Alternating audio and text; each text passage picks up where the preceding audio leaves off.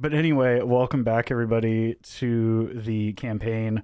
Uh Last time our intrepid party of adventurers, accompanied by the Lord Commander Elias Drexel and the Knight Commander Theodore Marshall of the Silver Order,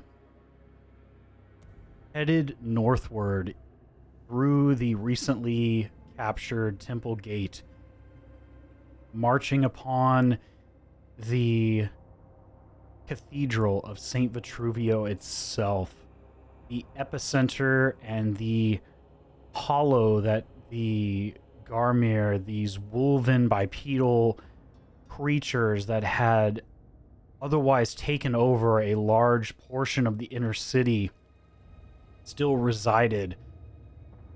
With Temple Gate having fallen into the control of the combined forces of the Hooded Lanterns and the Silver Order, now all that remained was the head of the beast, the Lord of the Feast, a massive white Garmir pack lord that was known to take up residence inside the Cathedral of St. Vitruvio, the once hallowed ground of the sacred flame within the city of Drakenheim.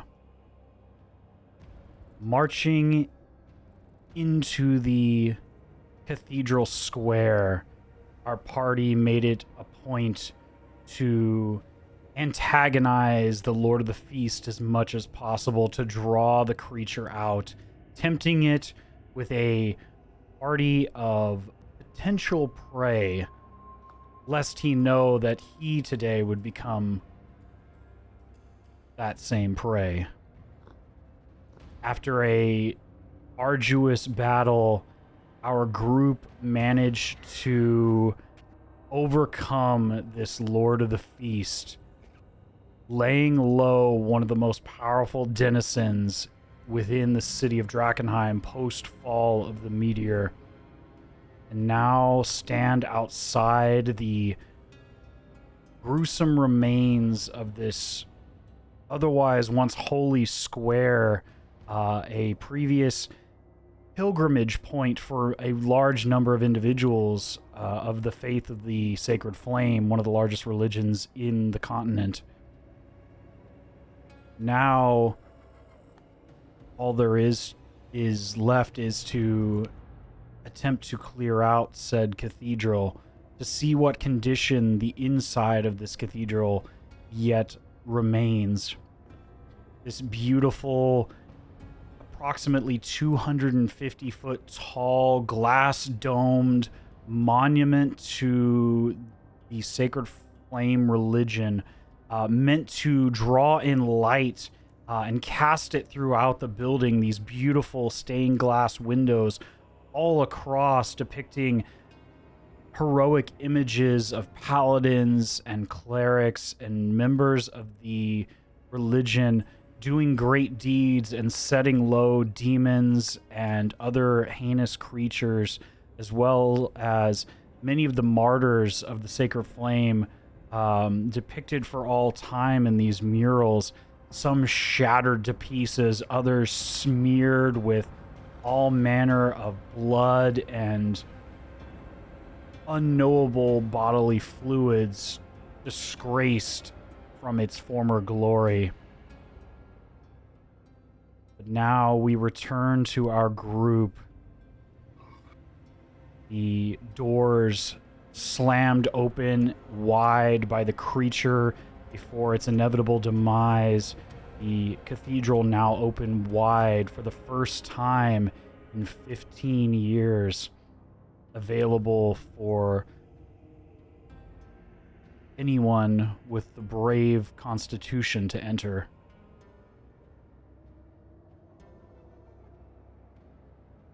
At this point, the Lord Commander looks at the group of you. Now, we need to gather our men to secure this space. Knight Commander, I imagine you'll be doing the same. And Theodore Marshall looks. Rightfully so. I'll be gathering up our remaining contingent of knights now that they've secured the gate. It'll be several hours before we can do so, mind you. I would recommend y'all, if you have no other pressing business, to attempt to go through Cathedral and clean up any remainder while we gather the bulk of our forces to better secure this for the remainder of our stay here in the city. And Giorgio, you look over as the Lord Commander gives you a specific nod, a reminder of your discussion on the way to the cathedral, right? Without much of any verbal confirmation. Turns, then looks to the Knight Commander as they subtly agree and quickly agree to begin heading back towards Temple Gate, nodding to you all. And just as they're about to leave, the Lord Commander looks. Now, you still have that flare gun there for emergencies if something were to happen. If you can manage to fire one of those flares, you can get our attention from quite a ways off. We'll come running as quickly as we can. Remember that green flare means the day is won and the location is secure. Red means we require immediate assistance. The black flare means we are in grave danger. I'll leave y'all to it then. You watch as the two gentlemen begin to gather their things and begin the trek back towards Temple Gate to gather their contingents of forces, leaving you at the entrance to the Cathedral of St. Vitruvio. I will bring you all back to where we left off last time.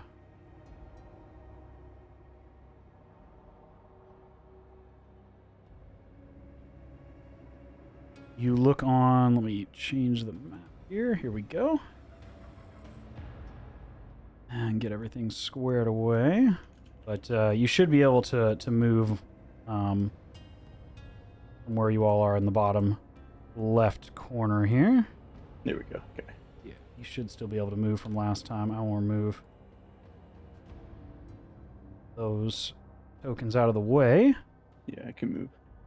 But now the main door is, yeah, right where you are, Giorgio. What would you all like to do? How would you like to proceed? Are we... I know that you said when you were prefacing that we need to go in and clear out. Are we aware of anything inside still? There's no idea. At this point in time, from what you've gathered and from what was explained there, they have no idea. No one's been inside the cathedral in years, decades even. Yeah, because I was under the impression, just like me as the player was under the impression that the Lord of the Feast had called everyone out, right? As far as you can tell, multiple packs, everything, and so I would assume that that it's been emptied out. I mean, as far as you know, I don't know why the Lord of the Feast would come out and fight us without everything else coming out to also fight us. Mm-hmm. So I'm going to assume that it's empty, and I'm going to just go in because I've got stuff that I need to find. All right. Give me just a moment. I don't know how people would follow, if anyone would follow, but I will go ahead and just walk in. Okay. Real quick, I'm just making sure something. This is still taking place after the last fight, right? This isn't like there was no rest or. No, this is directly after the last fight. Yeah, you have not taken a rest. Take a short rest. Just want to make sure. No, I agree. I was gonna probably I was gonna capitalize on utilizing the inside of the structure during the fight, but we didn't kind of need it, so I'm gonna just follow in. I think. It's kind of free in there. Yeah. Give me just a moment here. I'm This is not kind sure of how a far- strange shape, so give me a moment here. Yeah, you're fine. I'm a strange shape too. I get it. Yeah. Yes. I'm gonna have to do this in multiple segments, so give me a moment here. I reveal It is definitely a good call. I think that you all. Whoa. Oh. You see the main foyer as you enter in. It is dimly lit here, but there is cascading light as we are reaching midday, coming through a number of these stained glass windows. But and this building as a whole is designed, as you can see, looking up into the large domed atrium, designed to gather light and bring it into this centralized location. I will read off some more description here shortly once I the immediately visible aspects revealed for you all.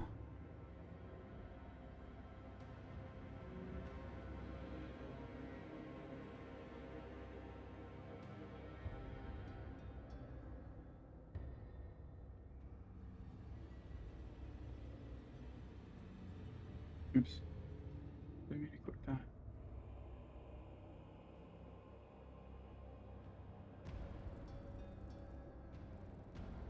There we go. That's a little bit better.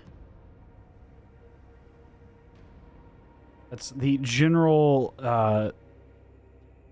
layout right now. Basically, these areas above are actually at a second story. There's some staircases to the that I'll reveal as well. Hold on just one moment here.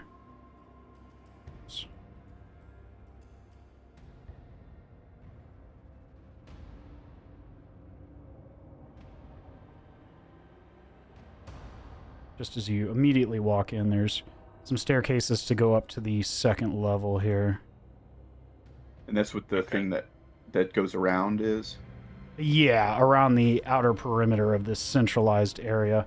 But give me just a moment. I have a little passage for you all.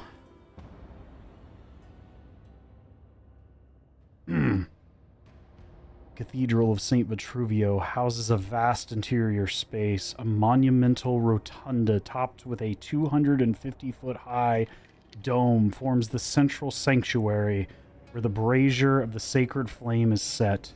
The ribbed roof features an elaborate fresco depicting an angelic host descending from on high, lifting the wretched and the lost towards a divine light symbolized by a blazing sun. A row of stout, yawning windows rings the base of the dome, bordered by multi-faced mirrors that create angular beams of light, leaving spotlights on the floor and walls around the central altar. 4 halls extend in each cardinal direction like wheel spokes from the rotunda. Colossal marble columns decorated with cherubs line the aisles down each and support high vaulted ceilings 120 feet overhead. Murals upon the ceilings of the naves and aisles depicting scenes of saints, angels, and martyrs performing righteous acts of mercy, compassion, and sacrifice. Each hall ends in a semicircular apse set with arched stained glass windows 50 feet high except the southern hall that serves as the main entrance, above which is a rose window. That would be your main entry that you already passed through. Unnatural hues from offset flood this once holy place, though. The many windows encast the chambers in an unsettling and otherworldly pallor. Sanctuary has been defiled by the countless carcasses of the Garmir's many slaughters. Broken bones and severed limbs are strewn about carpets of stretched skin and furry hide. Debris and refuse are caked into the cracks and crevices. Vibrant red blood smears the floors and walls. Flensing blades, barbed chains, and meat hooks dangle from the torch sconces. Unrecognizable forms hanging hanging meat decorate the elaborate chandeliers above. At the heart of the cathedral is a tiered platform upon which rests a 5-foot wide granite brazier. Instead of a glorious golden flame, piled within is a mountain of blood-soaked skulls. Dang.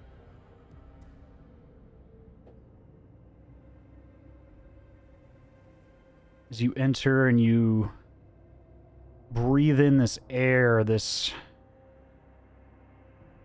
once holy site defiled by the Garmir for well over a decade, you see beneath the gruesomeness of this scene still a divine and beautiful array of art and depictions in all directions.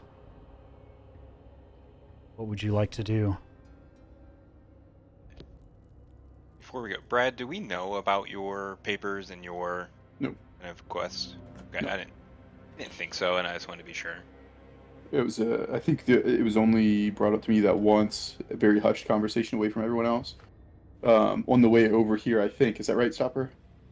Yeah. So I think unless you guys were eavesdropping, I think we intentionally made it to where nobody could hear. Sure. So. Kind of some stuff that we're not like divulging to everyone. Say again.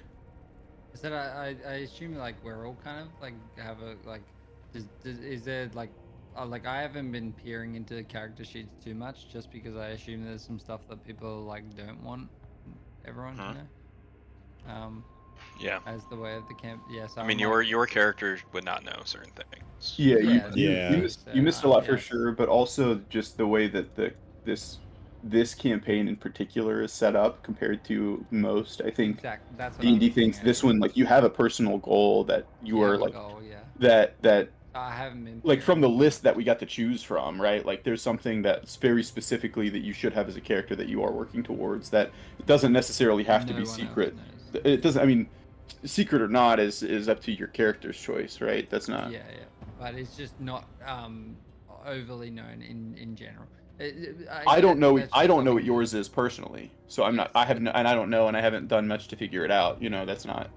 I think that is something to address though, like, because that's where I'm getting at. Is like, I haven't looked at anyone's character sheets in depth for that reason. Mhm. So I guess are we avoiding that or what's the play there?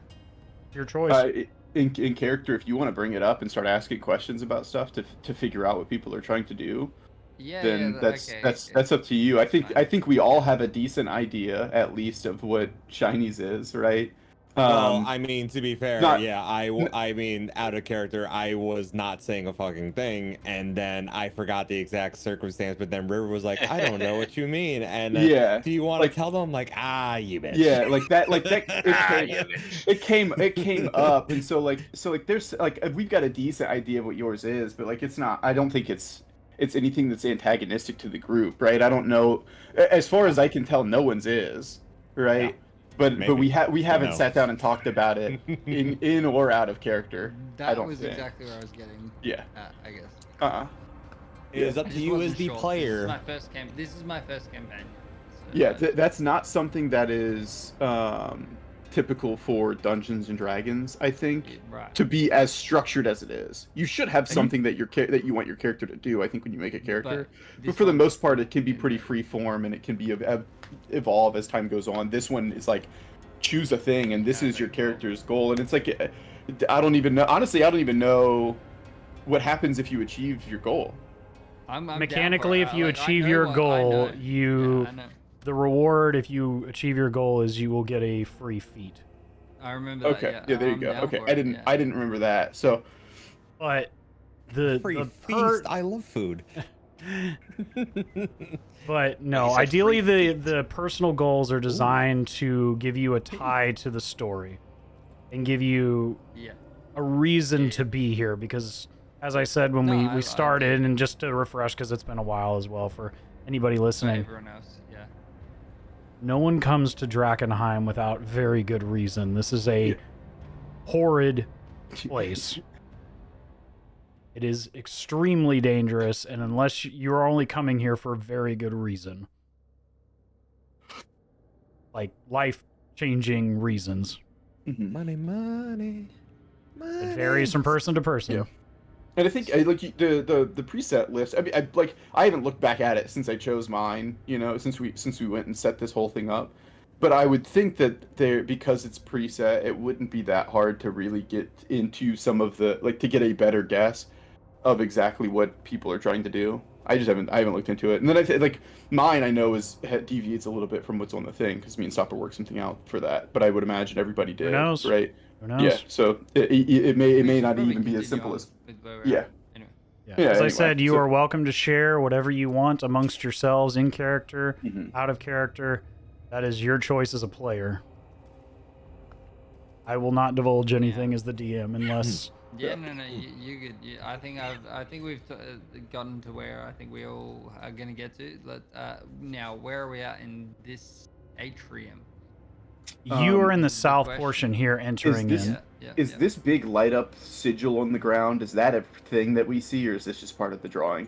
The thing in the dead center? No, like right in No, front of, no, right here. Right at the Oh, door. no, that is, This is nothing. Okay. it is, for all intents and purposes, it looks to you, in fact, give me either an investigation or arcana check. Investigation for sure. Okay. I've got a 7. We're rolling 7. big today, boys. Looks like a bunch of blood smears. That's all you can tell. Yeah. In a circle that has some sort of pattern. Don't know what it is. Does it look fresh? Is it fresh blood? No. From what you can tell on that roll, it's not overly fresh. In fact, a lot of it's turned blackish and oxidized. Yeah. I just don't want to get blood on my. I don't want to track blood everywhere. There But is if it's not blood fresh, then I'll- everywhere, as well Yeah. as refuse and feces. Oh, gross. That's way grosser than I thought. It smells like dog doo-doo everywhere in here. Okay, well, being very careful to not step in any poop. Give me a I wanna dexterity start- check. Yeah. Roll a d20, baby. Please Uh, roll. I rolled high on this one. That's a 16 and 3, 19. Okay. You do so not step in can- any shit. Let's go. Oh, that's the thing that I would hate the most.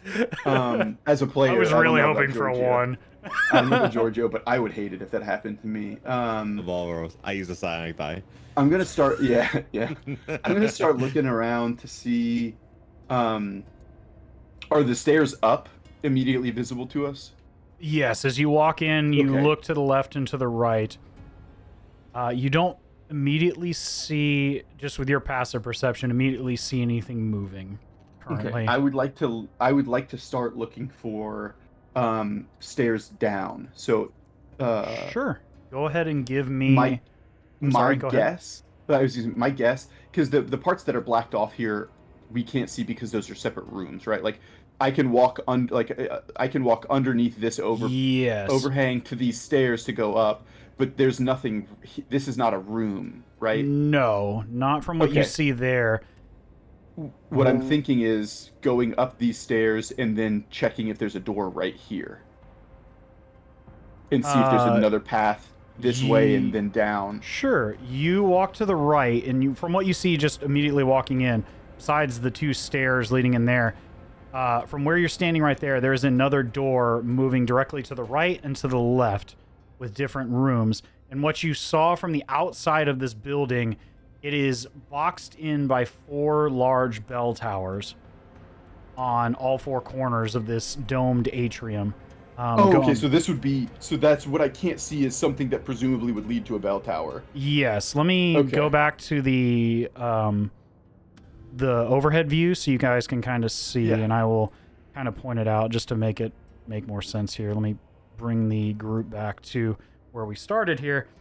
If you look to just to the left, to the far left, the yeah. large building, and you see those central or those 4 spires, one of Yeah. which is collapsed in the in your particular orientation in the bottom left of where you are right now. Uh-huh. But three of the four are still standing. Large spires that extend past the top of the large glass and metal brass dome. Okay, Hence okay. the oxidation, the greenish color. It's this copper and brass ribbed dome of stained glass designed to bring light into the center. And Cedric, you would know this with your proficiency in religion and your background, that the sacred flame, a lot of these larger cathedrals are designed to direct light in a very specific way for purposes of ceremony and ritual and prayer. Particularly, they always have that central brazier. In this case, that 5-foot wide granite brazier that sits in the center of this atrium space. A lot of that centralized light is directed at that brazier. But going back to the... Go ahead. Sorry, that brazier, does it look like it can be lit up? Give me either... In fact, give me a religion check. Oddly enough, I'm not good at that. See here. Not the worst roll in the world. Well, I'm sorry. That's the 9, right? Yes, it's a 9. Okay.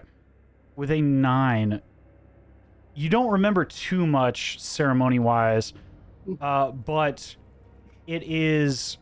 What you do recall is what you remember from having been in some of these chapels and some of the larger cathedrals in major cities further closer to the capital city of Lumen in Illyria, the capital city and the heart of this religious entity, where the bulk of the Sacred Flame religion stems from, is that the centralized brazier, fire, and this warmth of light, this golden light, it is a magically kept flame that is always at the heart of one of these cathedrals. You also saw it in the Chapel of St. Brenna that you all had come upon in your past time here in the city. There was another smaller brass and metal-lined brazier, much like this, just not as grand and raised up on this platform like this one is in this larger cathedral. But it can be lit up. It is generally some type of ritual, is all you generally understand. You just don't know the details of said ritual.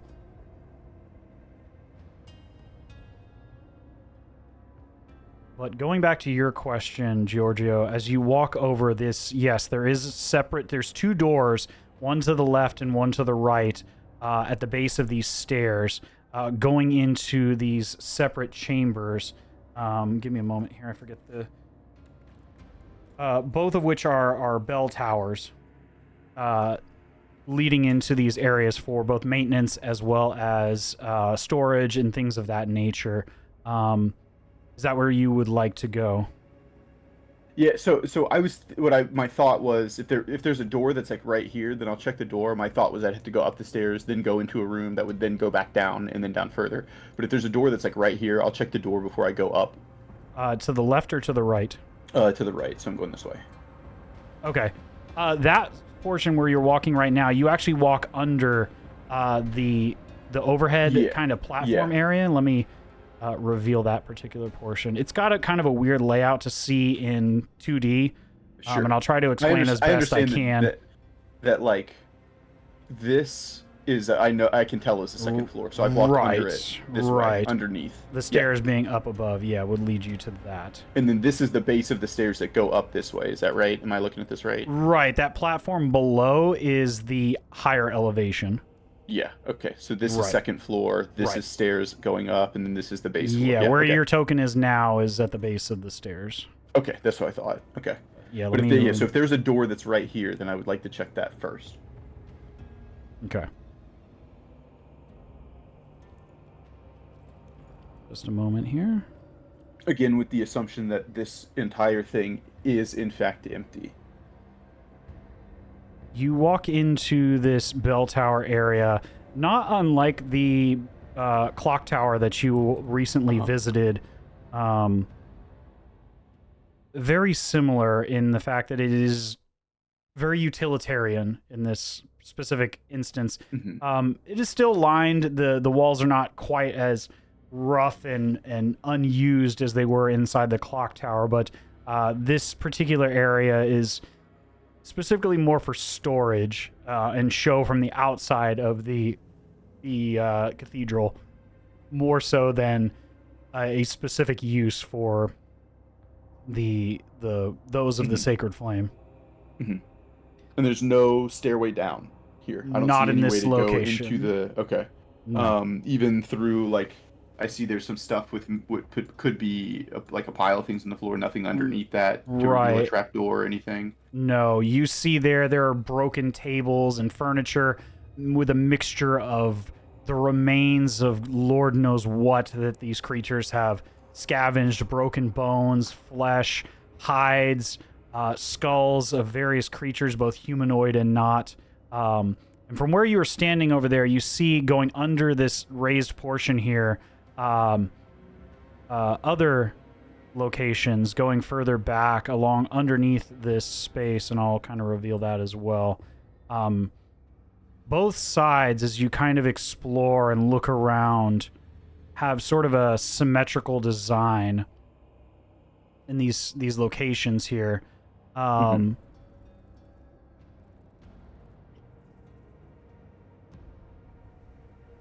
Just a moment. While you're doing this, go ahead and give me an investigation check here, or perception, whichever you prefer. I would prefer investigation. I've got 22. 22 total? Yeah, As you are walking carefully, observing these areas and the layout of the cathedral, this symmetrical layout, you begin to kind of comprehend this multi-tiered layout of the cathedral, the way the light shines, to direct attention to this central space. But you do notice as you kind of walk around and you're viewing, I'll reveal this other space as well, this left-hand side bell tower. Here you can see rubble collapsed all here as this upper spire has collapsed down through the roof and crumbled down into the base of the cathedral. But as you're walking further, in this case would be further, this going north on the map, but would be west cardinally, towards the center, you notice that there is a door here. Oops. As you walk further around, just observing, there's a door here and a door here. Large oak doors with scripture written on plaques on either side. Is it readable? Yes, it is in common. It states something to the effect of Old English. For those who seek the light, let it be your guide. Let it remain with you always. Let it spread throughout your life. Let it remain. Is the more common-y translation to it. But you do see these two doors. It doesn't appear like they've been opened recently. Just what you see with your passive. And you said the light that comes into the building directs attention towards the center. Yes. Of the atrium. Yeah, it's meant the way the atrium, the dome above your heads, as you look straight up into this metal ribbed, glass domed with all these depictions of saints and martyrs and paladins of the sacred flame. You see, it's kind of guiding towards the central brazier. and you would recognize this as well, Cedric. This is very typical for some of these larger cathedrals to have this sort of layout. The light being a central spectacle, as well as a religious and ritualistic purpose within these buildings. They're all designed in this same sort of way. And they just get infinitely more intricate depending on where they are. If I know how these are typically designed, would I know anything as far as like stairs down that Georgio would be looking for? Like, give me another religion check. a religion check. Mm-hmm. Great. Well, he's doing that based on the riddle. I am guess. awful. Yeah, you were not the best student of the cloth. But with a 5, you would recall that general knowledge that, yes, prominent paladins, and flamekeepers of the Sacred Flame are generally entombed below the buildings that they originally served in, or were intended to protect in times of need. Where exactly is, with the 5, you wouldn't know exactly in this particular building where to look for. Okay, no sort of gates or anything, because the previous church, there was a gates that kind of led down, right? Yes. Yeah, there was a particular gate. The only doors that you've seen that are not opened currently are those 2 that you found, Georgio, with your 22 investigation. I want to come back to this middle thing and do a deeper inspection to see if there's any sort of mechanisms here. Yeah, give me another investigation check. Mm-hmm. This one's an 18. An 18? Mm-hmm. You feel confident you don't see any mechanisms or anything like that. No trapdoors or anything? No, nothing to release any type of mechanism. You look back at it, and then you go back to the doors. Yeah, I'll go back to the doors and just try to open those at this point. It seemed like I'll tell you a second. It seemed like to me that was a riddle that kind of suggested maybe the answer is actually back at the center. But if I can't find anything there, I'll go back to the right side and check the doors over here first. On the right hand side. Yeah, over here where I've moved my token to. You go to push the door open, and it takes a bit of force, but it is not locked. With your large stature, it is something that these doors would generally take several individuals' strength to open, but they are not locked. As you begin to push this large, solid oak door, this door itself, as you begin to push it open and you see the outer edge of it, it is probably 2.5 inches thick of solid wood. Wow. Probably carved from a singular trunk. Potentially why nothing had gone down here.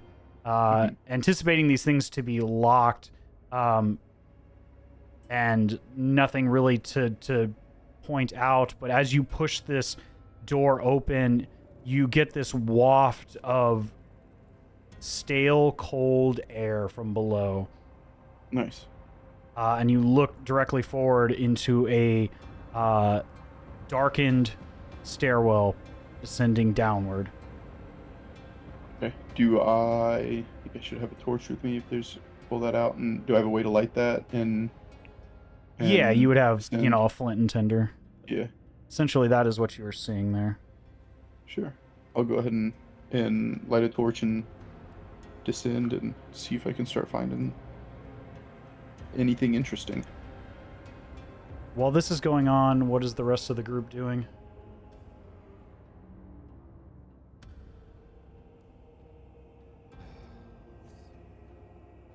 I'm crawling on walls. You watch as Cedric crawls around the walls with ease, walking on ceilings, in fact. And all of you just look... all of a sudden instinctively wants to do Spider-Man shit. With ease, you walk up the walls with the tiny little hairs that had sprouted all over your otherwise smooth Goliath flesh, now covered in these little micro hairs that dig into the stone face and glass and otherwise vertical and horizontal surfaces. It is both interesting and somewhat disturbing at the same time. When you said, I'm not gonna say this on your stream, but when you said that, what you just said, this is what I thought of immediately. I gotta look. Yeah, but I'm just kind of crawling on walls, and Georgio's just kind of like gone without like telling anyone anything. I'm not gonna stop anybody from following me, but I want to find this stuff, and I want to find it quickly if it's findable, and so I was just gonna go for it. I mean, yeah, this thing is like what, Oh probably my God. 200 feet from the front door. Oh yeah, easily. It is a massive structure. It is one of the largest, most prominent structures in the city. Yeah, if I just do... It is, other than the clock tower, the castle itself, and the inscrutable tower of the Amethyst Academy, it is at least the fourth largest building in the city. If not in sheer size, it is probably, volume-wise, it is the second largest structure in the city. And I cannot see Georgio at all going down You watch Georgio begin to inspect a door, and you hear the sound of this wood being pushed against. Light coming in here right now to make it not.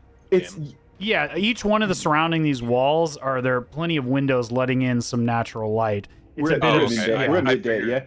It's not dark, and I wouldn't say that I ran ahead or anything like that. I just walked in first and started kind of looking around. So if we're just milling around, you may not still be by the front door at this point. I don't know. Yeah, that's why I was asking what everyone else was doing. 50 feet in the air, dude. Yeah, if you're crawling on walls, then you probably do see me. Yeah, you would absolutely see. If you were crawling around, especially at a higher elevation, you would see well above this second story space, and you would begin to see Georgio as you climb around the exterior, and you would see him sparking a torch after pushing open this door. Chugrulk and Tim, what are you all doing while this is going on? Sorry, I'm just bringing my character in. Yeah. I'll explore around. There's some rooms that we don't know what's going on, so I will take a looky-loo just to see if there's anything of interest in the rooms up top. The two remaining rooms up top? Yeah, I'll go to the one on the left. Me and Citizen Snips. All right. Where are these two rooms? Just because so on the left and right, Which ones are you referring to? So you just gone to one of them? Am I wrong? He's currently in the top left of the building. I would probably if you're gonna go to the top left, then I'll probably go to the top right. Am I wrong? It's up to you. I mean, yeah, I that's probably what I'm gonna do. I just didn't know if we had the movement, because again, I was going off. We're not in combat, so movement is fine. Yeah. Okay, that's where I was. Yeah, unless we're in initiative order, or movement is irrelevant unless I specifically call for something. Your 30 feet walking speed is 6 seconds. Alright, no, that's so when we're out of combat, time is kind of nebulous, and so you can just kind of move. It would take you a minute to leisurely walk to the back of this thing, but if you were walking fast or jogging or whatever, which you can do freely because you're not. It doesn't take an action to dash, right? Then we'll just Are these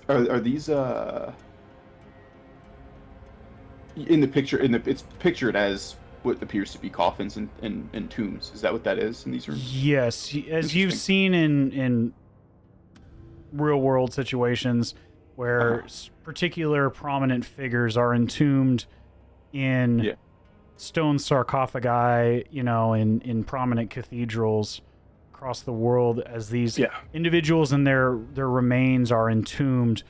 Some of these have been pushed open and the remains scoured and scratched clean as you see blood and all sorts of gore spread in them like containers. Others remain untouched. Others simply statues of prominent figures. One you see is a statue with a placard. After you wipe away a bit of grime from it, reads Saint Selena.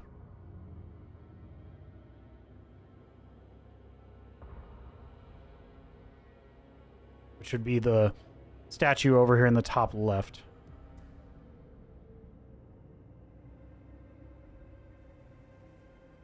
And from your experience, Cedric, in these areas, just looking about, they match some of the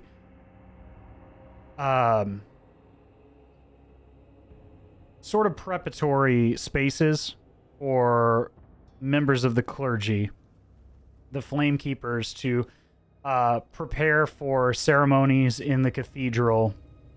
As you see hooks and things of that nature, you see scattered amongst some of the rubble and gore and things in the ground, remnants of prayer beads and things of that nature, scattered about in crushed bone and other things of that nature. This would be like a sacristy, or sacristy, I don't know how you would pronounce it. Basically a preparatory room for Flame Keepers at one point. I think is it sacristy? Is that Sacristy, yeah, that one. Yeah.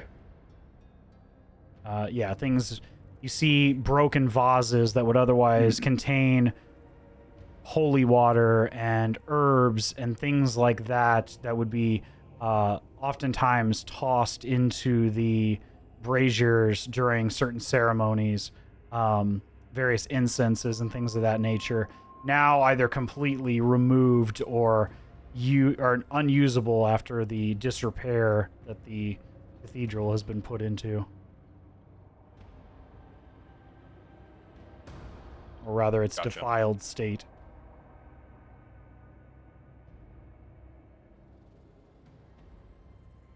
The statues of the saints seem, or the depictions seem pretty, like, untouched, or...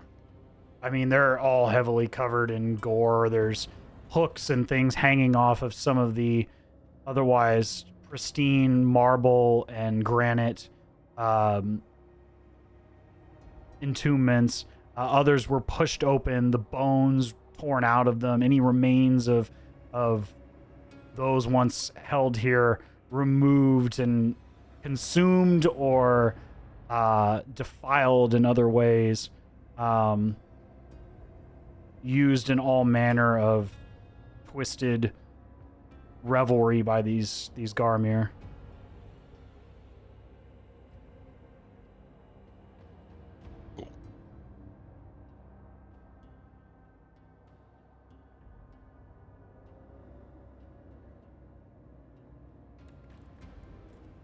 Tim, is there anything that you wanted to ask or discuss, or Chugrulk? No, I'm just look around, just see if there's anything of interest. I'm good. Yeah, no, like, I mean, it didn't seem like there's too much of interest in my doom from when, yeah, so, no, I don't think so. It seems quiet. The bulk of the creatures were either out on hunting or had left the cathedral grounds upon your arrival, or had been called to Temple Gate to assist when the battle occurred the prior day. But now it's, although a disgusting display of these creatures, it is mostly quiet. As you all look around, Tim, Chugrulk, you watch as Georgio begins to push this door open. And you feel as you walk by, again, that cold subterranean air, that stale air kind of waft out from below, eyeing the stairs moving downwards into pitch black darkness.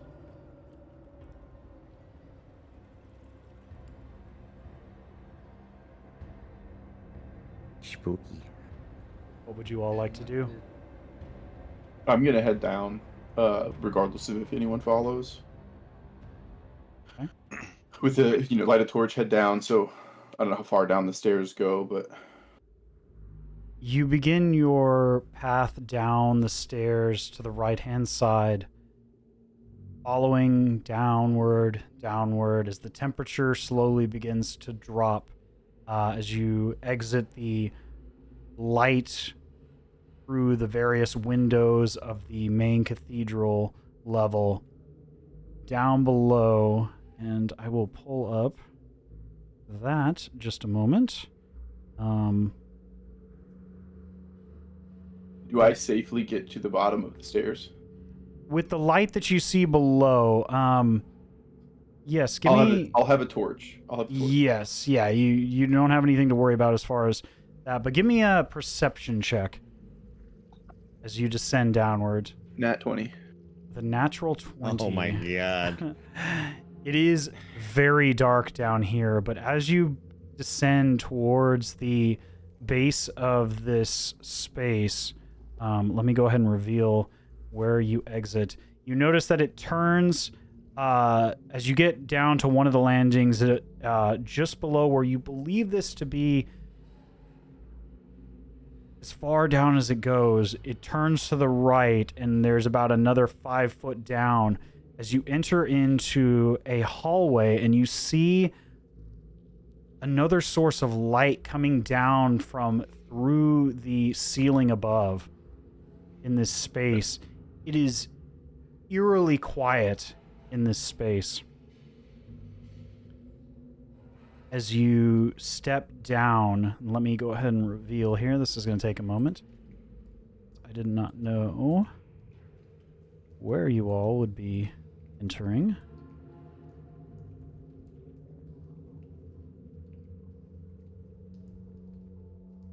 Should be about where you would see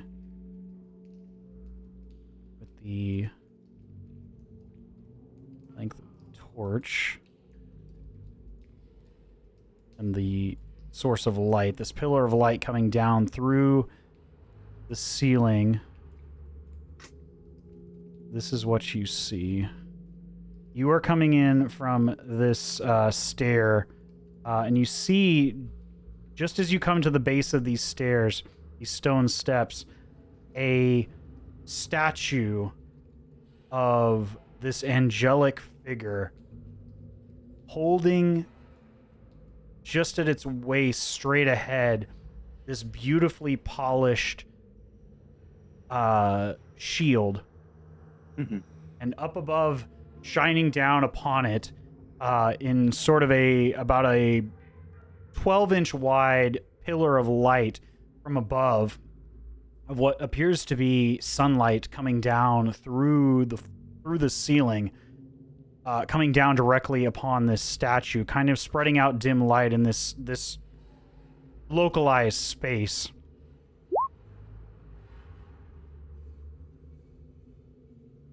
Okay. Can I see what is there like a hole in the ceiling, or is there like Yes, something reflecting light down here? Because you said sunlight, but I mean, I don't know. Like, this sounds like a Zelda DAS puzzle, you know? You look up and you see a large brass ring with what looks in the center like a piece of glass set inside it like a lens, projecting light downwards. Okay. And it has a subtle, soft warmth reminiscent of sunlight. Okay, so presumably this is there's a mirror somewhere that's reflecting this light down from outside. That's what I would assume. Does that match up with what I'm seeing? With your general intelligence, Yeah. That's a safe assumption. Okay. You feel confident that's how this mechanism could works. be true. Yeah. Okay. And you said there's a very shiny shield that is reflecting this light forward. Yes. No, Okay, it's right now. It is not reflecting anything. It is straight ahead. This figure, as you look directly on it, give me just a moment. I believe I have something I can read for you that might clarify. Okay, yeah, please, yeah. The stairs descend into a short corridor with a semicircular alcove at one end. The opposite way leads to a crossed intersection of arched passageways heading in each cardinal direction. Inside the alcove is a magnificent 10-foot-tall marble statue of an angelic figure set upon a pedestal. The angel holds a weapon in one hand, and the other bears a round silver shield, polished to a mirror-like sheen. A column of light shines down from a hole in the ceiling above, illuminating the sculpture in a beam of heavenly light. Okay, so the whole thing is lit up. The shield is there and seems to be able to reflect things, but at the moment it's not. Okay. And this corridor, I don't see anything else. Okay, then I would proceed. Actually, you can drag your tokens where you would like right now. Yeah, I'll do that. In this area. Does the shield appear to be movable? Give me an investigation check. That's a 22. 22. You go to move the shield, and you notice that the joints... I wouldn't touch it, just to be clear. I'm sorry. Does it look like it is movable? I probably will, but I don't want to take a close just touch a inspection thing of and be like, yeah, all of a sudden now I've exploded because I touched a trap, you know? Understood. Yeah. You inspect the joints around the wrists, the elbows, and the shoulders, and they appear to have some mechanical function to them. Okay, yeah, okay. Interesting. So I would look around to see if there is any sort of anything that looks not like just stone, right? I've got my torch. There is some light here, just to see what I can find. I'm just going to see if I can find anything, because my guess is, again, that this is some Zelda-ass light puzzle where I got to reflect some light around and do some shit. As you step down from the base of the stairs and turn right opposite the statue, you see a solid slab of granite door directly in front of you. Yes, where you were marking. This right here. Okay. Yes. Cool. And this is north, yeah? I think because you said west is up. Right. So this would be north, yes. Cardinally, yes. That seems interesting. Actually, no. So this is clearly a granite door. What about this way? What about east? You look downwards on the map there, and there is a similar door directly in front of you. In each of these doors is a similar brass lens directly about 4 feet up on each of them with a similar sort of fisheye-like lens held within the brass. Yeah. And as you look through it, there is no light through it, but you see, just with the vague dimness of your torch, a room inside that is distorted by the passage of light through this lens. Okay, so I can see inside, sort of, not enough to see anything, but it is definitely not enough to really tell what's there, but you can see that there are shadowy forms. Not moving, but just shadowy forms. Yeah, yes. It's not an empty room. It is a room, and there is something in there. Okay. Yep. I would like to check this way first, but I can't think of right now a way to. I don't have anything reflective. I just looked at my inventory. I don't know how I would bounce the light over and then down again. With we'll your continue to investigate. Maybe we'll find it. We'll use you did roll a 22, which is pretty high. Let me reveal as you kind of 20 on perception, 22 on investigation. Right. Hold on one moment here. I'll find in shit. Sick. Literally the one time I need to be able to find shit, and I've rolled very well. Sec here as you look about. There are 3 of these total doors, all of them near identical. These flat slabs of granite, no creases in, is as if they were carved directly from the floor upwards to the ceiling, sealed almost perfectly in their precision. lest for the lenses inserted in the granite. Mhm. But from your past inspections, as you looked upon that statue, you noticed that the joints were to some degree movable. That the fingertips grasped this polished silver shield, but the joints, the wrists, the elbows, and the shoulders appeared posable. Yeah. Interesting. So I don't see anything else reflective though in this room, right? In this. Nope. Yeah. So like thinking out loud, solving a puzzle. The light is coming straight down. Yep. Onto the statue, and I can bounce it one direction, right? Yep. But I would like to make it turn another corner and get down to where I was, but if that is Right if I don't now, see it is anything not else reflecting. reflective. Yeah, right now it's not Yeah. reflecting anywhere because it is Yeah. just straight down, hitting at a perpendicular angle, so it's Mhm. not.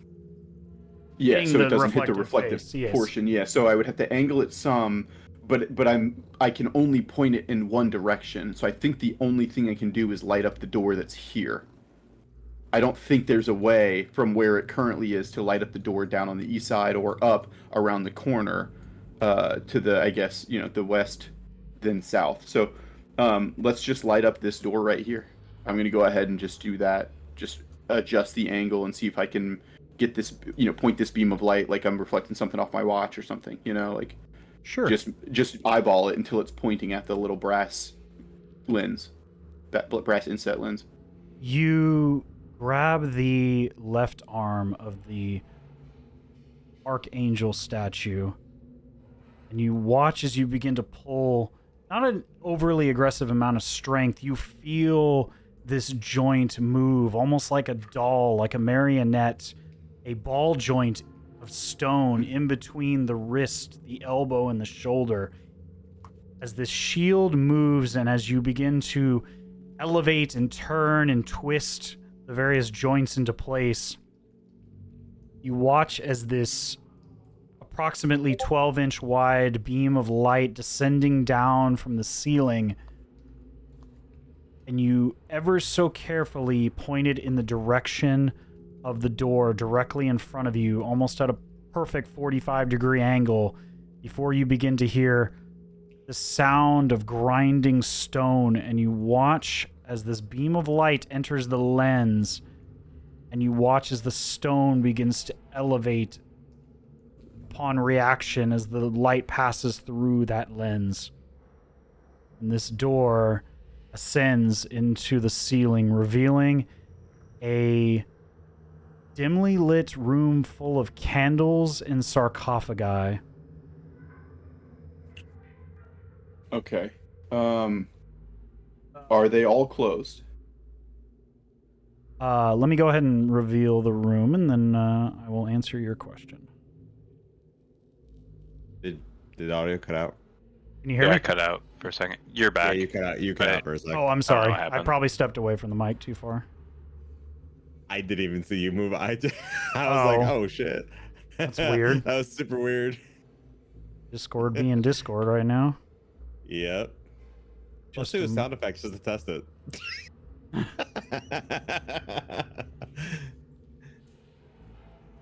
Sorry, this room has a weird shape, so I'm trying my best to cookie cutter it out with the reveal tool. Oh shit! I just dropped my desk. Oh. This is a situation in like IRL D&D. I would just cover a lot of this over with like a piece of paper, and it'd be a lot easier. Mm-hmm. This is what you see. The room is surrounded by well-lit series of candles, each sarcophagi having... Still lit, huh? Yes. So lit. It's lit! Oh, it's still lit, is what I said. This is interesting that these are all lit. Yep. Clearly magic, right? You can give me an Arcana check. I'll assume. If I'm wrong and it kills me, then it kills me. But you look inside of this... I know no Arcana. Like that doesn't. Like, You can look in the tomb. As far as you know, it's just Yeah. crazy wizard or Yeah, I religious think it's a safe candles. assumption, and I don't think it'll kill me. And if it does, then that's just To that's the way it's Giorgio, gonna they be just today. look like candles. Yeah. But there are 9 total large sarcophagi all around. Some are flat, with the remains resting directly upon flat slabs of stone. You look each of those that are exposed to view of the remains of paladins still in their ceremonial armor, others flame keepers of old, each with polished stones above their eyes, laid to rest, surrounded by this warm candlelight. And as you enter in, these large 20-foot tall pillars leading backwards towards several of the the remaining 3 sarcophagi.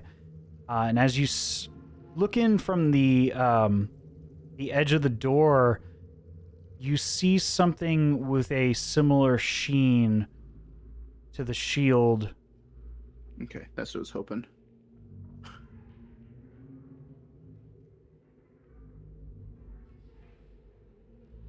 Upon one of the paladins furthest back in the room. The Okay. circular object you see at the end of that room. Okay, so upon you said some of these paladins are laid upon the tombs and not inside of anything, right? Yes. So I think at this point, I would remember the last time we went down into some catacombs and we fought this zombie, right? And so now I'm like, wait, maybe I shouldn't be by myself. So has anybody else come down yet, or did anybody follow me? I'm in there too. Yeah, I followed too. I actually was just I mean, presumably they were. I They were saw going everybody through... drag tokens, but I just want to make sure that you guys are in fact following me down, because at this point I do not want to be by myself. So I'm like, Well, I think from previous times, the previous catacombs that we went down, like some of these were going through like ritualistic, I don't know, laying to rest. I don't know what to call it, where they weren't like animated at that point. I mean, As far as you these looked remember. like they were going through some sort of like thing that we saw previously, as far as like a last rite ceremony or anything like that. You recall that after you had dispatched a few of the remains from your trek into the chapel of St. Brenna, that you performed last rites for some of these remains, noticing that some of them had been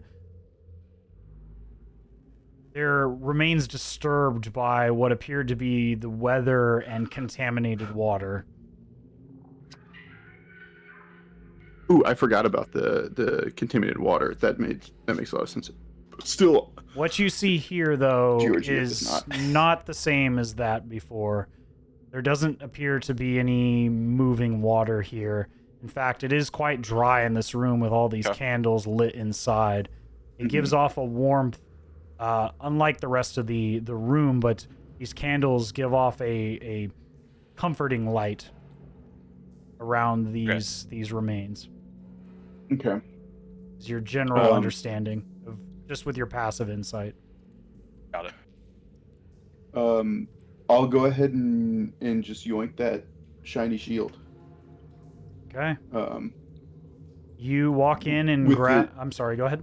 I'll say with the way you've described the room and the comforting dryness, I think that would assuage any worries that I would have, and so I'm not going to be careful about this, other than to not like knock shit over. But like I'm not going to go in wary, like I'm not going to go in and be like, oh, I hope this thing doesn't come alive whenever I pull the shield out, Sure. Go ahead and give me a quick dexterity check as you try to lift the shield from the. Let's see. So dexterity is not great. Dirty 20. Dirty 20? With relative ease, you try not to disturb the remains or any of the candles surrounding this corpse. or Okay. the remains, as you are relatively easily able to lift this large polished silver shield from the hands of this former paladin. And as you lift it up, nothing seems to happen. Whew, fantastic. All right. So now we can I can walk back out and intercept that beam in the middle, and same thing, sort of just Yes. flashlight point this thing towards the eastern room, towards the bottom. Yeah. The bottom room. Yeah.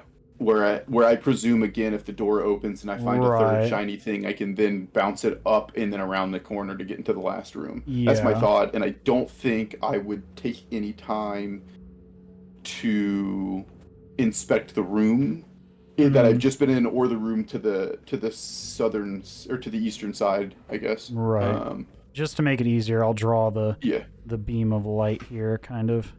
Yeah. Heading in that direction. So were you... go ahead and give me one more dexterity check as you try to align this beam of light. This one's a nat 20. With ease, you I'm align it. not rolling any other dice besides this one D20 all night. I guarantee man. you, fellas. Burning them all now. But you, with ease, you're able to direct this light directly down into the center of the lens-like aperture in the center of this door.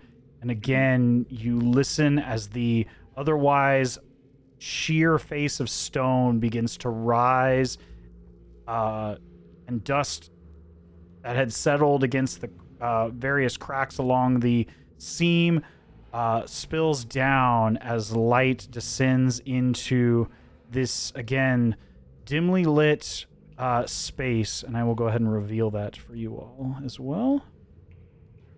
I have a little passage for you in this space. As you descend down, and as you are shining that light, and just as the door begins to descend downwards, you see that same beam passes through and hits yet another aperture on the opposite side, releasing a secondary door in that space as well. Does the one previously close? Or does that remain open? No, it remains open. Okay. It remains open for the time being. Okay, so beam of light that I shot, Yes. standing right here, just opened 2 doors. Yes. Opened one here. Okay. I'm sorry. I got the wrong tool. Opened one here and opened one here. That separation. Okay.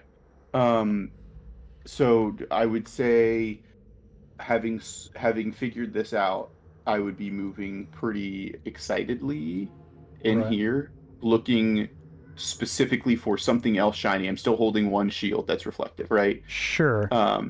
I'm looking for another because I'll need 2. Right. You see to the left-hand side a pair of gates locked with 2 sarcophagi very similar to what you saw prior, and a pair of similar shields resting upon each of their stone visages on the top of these entombments.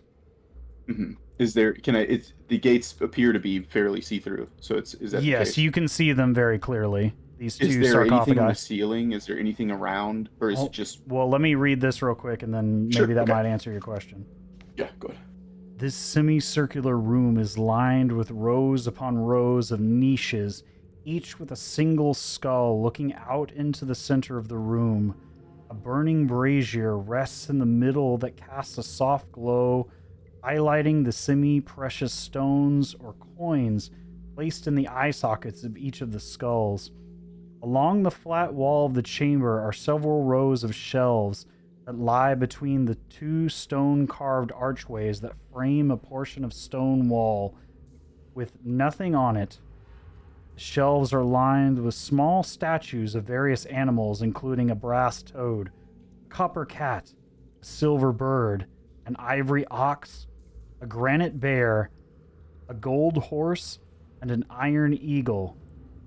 The brazier within this chamber has an inscription carved into the stone around its base that reads, "The bodies of our first flamekeepers rest here upon the watchful gaze of the dead.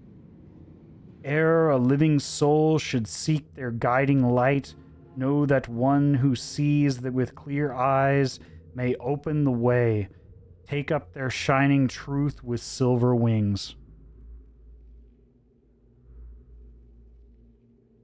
You said there's a silver bird out of the figures? There is a silver bird, yes. Okay. Are these small enough that I can just pick them up? Yeah, Do they're like palm do sized. Are they like attached to anything? Do they look like maybe like can I just grab that silver eagle off the shelf? Well, there's a Sorry, it's a silver bird. You the said silver bird. silver. I'm sorry, yeah, silver bird, and then there is an iron eagle. Okay, you said silvery wings, so I'm thinking the silver bird is the one.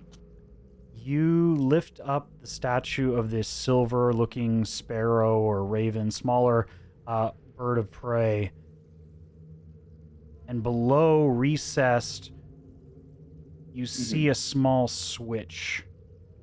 Click it. I'm not even waiting. No hesitation. All right. Okay. You push down on the switch, and you watch, and you hear this sudden release of a mechanism to the left-hand side, the upper gate. You hear the click of a mechanism. But nothing. I hear a click of something and nothing moves. Nothing moves other than you. Can I push the gate open? Yes, you go to push the gate open, and it slides open. Okay. Can I grab that shield without stepping too far inside? That's the only thing I would be careful about. Yeah. Go ahead and give me another dex check. Okay, this one is a 9 and 3, so a 12. The 12 with relative ease. There's not as many of those candles here as there is the centralized brazier spreading light upon the space. And you were able to grab... Now I got two shiny shields, right? Okay, so that is all that I need to solve this next puzzle. However, you said there are shelves all over the place, skulls, and a bunch of alcoves recessed, and things like that. Can I do relatively quick look through to see if there's anything besides, you said coins and eye sockets. Besides that, is there anything? Papers is what I'm looking for. You don't find any papers. Give me I'm sorry, go ahead. Would I have to like I guess address each skull to see if there's something like inside or behind it, or is it set up in such a way that I can just kind of glance over and look through them? Give me one more investigation check. Okay, this one's a 17. 17? The 17, you go back and you reread the inscription a couple times, resting upon the eyes... The eyes that are unhindered. The line about the eyes unfettered. And you look around and you notice all but one skull has stones inserted into the sockets. Okay. All but one. Yeah. What do we got there? You go to search, and as you push your finger into one of the eye sockets, you feel another click. And you hear a similar sound of the adjacent gate mechanism activate. Okay. Can I go and push open that other gate? You push against it and it opens as well. Okay. So both of these have opened now. Yes. And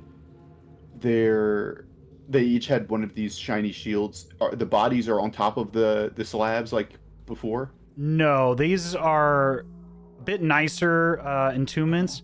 For the inscription, you gather that these were probably very old flamekeepers from potentially the first construction of this cathedral. Okay. Either the oldest or some of the oldest flamekeepers. Are the tombs openable?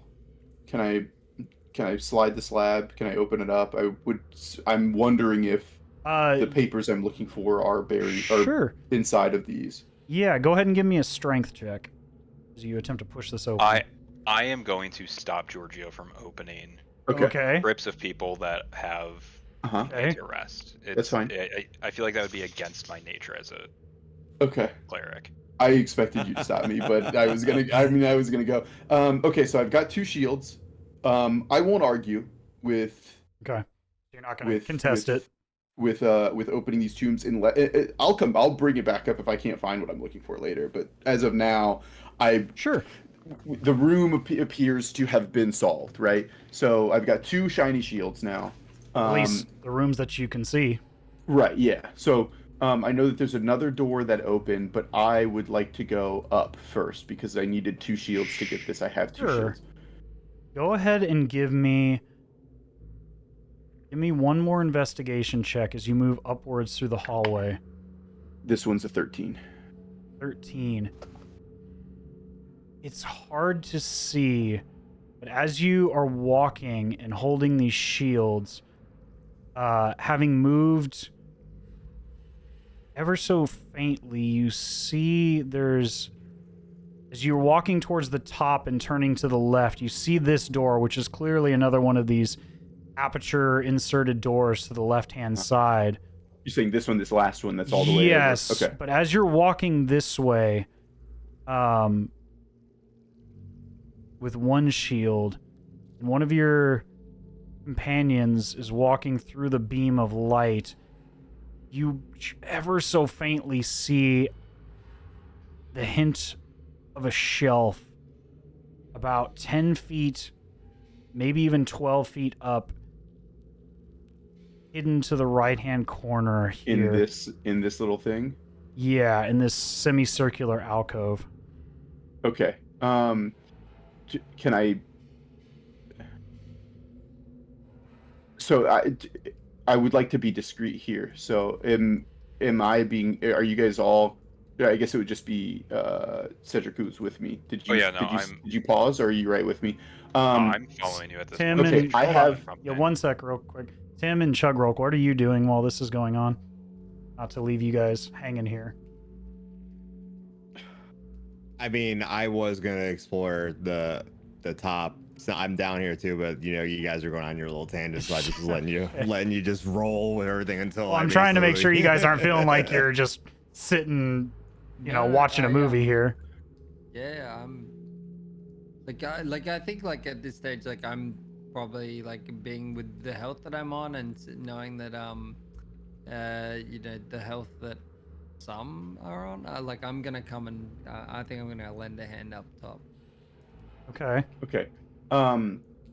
So there's a door over here, and I need to have clearly, we figured out light activates this thing, so I need to have a clear path from the light that comes from the statue that's being bounced out and then intercepted. So I'm going to hand Cedric one of the shields and say, can you bounce the light this way so I can bounce it that way? And then I'll say, Chugrulk, can you get out of the way, please? I'm gonna take the shield, and I'm just gonna say, why are you being so frantic right now? What are you doing? Fun puzzles. Puzzles are exciting. I want to open these. This is exciting to me.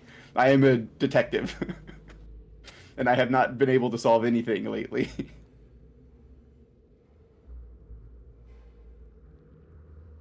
What? Why were you trying to open the tombs? I'm just looking for anything.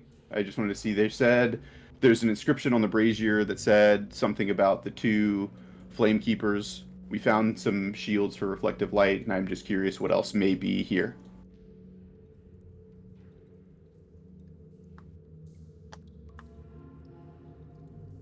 Don't know if you're forthright. You're right. Give me an insight check, Cedric. And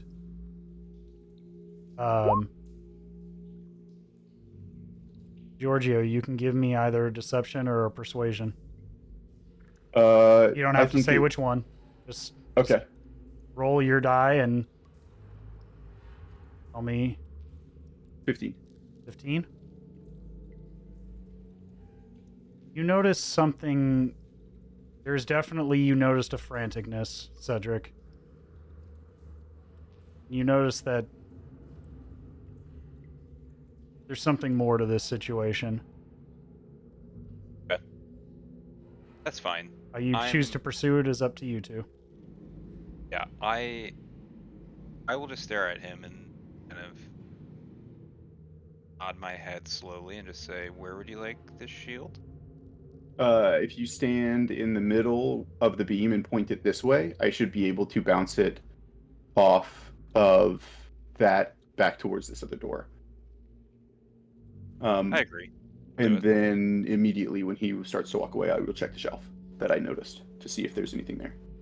As you immediately, once that shield and that beam begins to shed light further into this corner, what wasn't seen prior above the shelf on the ceiling, you see the faintest glint of another glass lens on the ceiling. On this shelf, about 10 feet up, is the top of the shelf, and about 2.5 feet above that on the ceiling is another lens. So the shelf is empty. The shelf is empty, yes. Okay, fantastic. So I will step back in. If he points the light this way, I will hit the beam to that shelf first. Okay. And then I'll call out to Cedric and I'll say, check this out. I think I did find something. That's going to be a 13 on deception. Go ahead, Cedric, roll me another insight. That's intimidation, insight. 20. You can tell he's not being forthright. But there's more to this. Okay, I'm just gonna green back. What did you find that you didn't see before? There's not a whole lot going down here. If I can bounce the light onto this other lens, just so that I can, I guess, unlock it, right? Whatever it is that happened. As you shine the light up, the angle is not quite right. Shoot. Okay. You have a total of 3 of these shields currently. Yeah. So 2 I'll of go which back. you would need to adjust the light a bit more to get where you're going. Yeah, go ahead. Mhm. Get up. Oh, I was Yeah, just yeah, Oh, okay. because I need to point it up, and I've got it at an angle. So, I'll call both of you over, Cedric and Chugrulk, so you guys come back over here. yeah, Mhm. can the shields just like stand up on their own, or do we have to be actually holding? Not in this to be holding particular them or propping location. them? Yeah. Somehow you would So- need to get the 3rd shield in place to shine it through. Yeah. So if I call the both of you over, and then I'll point it out and say, whenever we started shining these beams of light, I saw a thing in here. Looks like an extra lens. Something else may be hidden somewhere. And so we may be able to find more than what we were looking for. But I need, to explain the whole light puzzle thing. Look, light comes down, hits the shield, comes over, hits another shield, comes up. Now I need to hit one to bounce it into the corner where a shield will direct it straight up into this lens. So I need to have 3 people here. We have 3 shields. That explains why we had 3 shields. And so if Chugrulk, you can stand here where I was and send it to me, and then I'll bounce it straight up into the thing.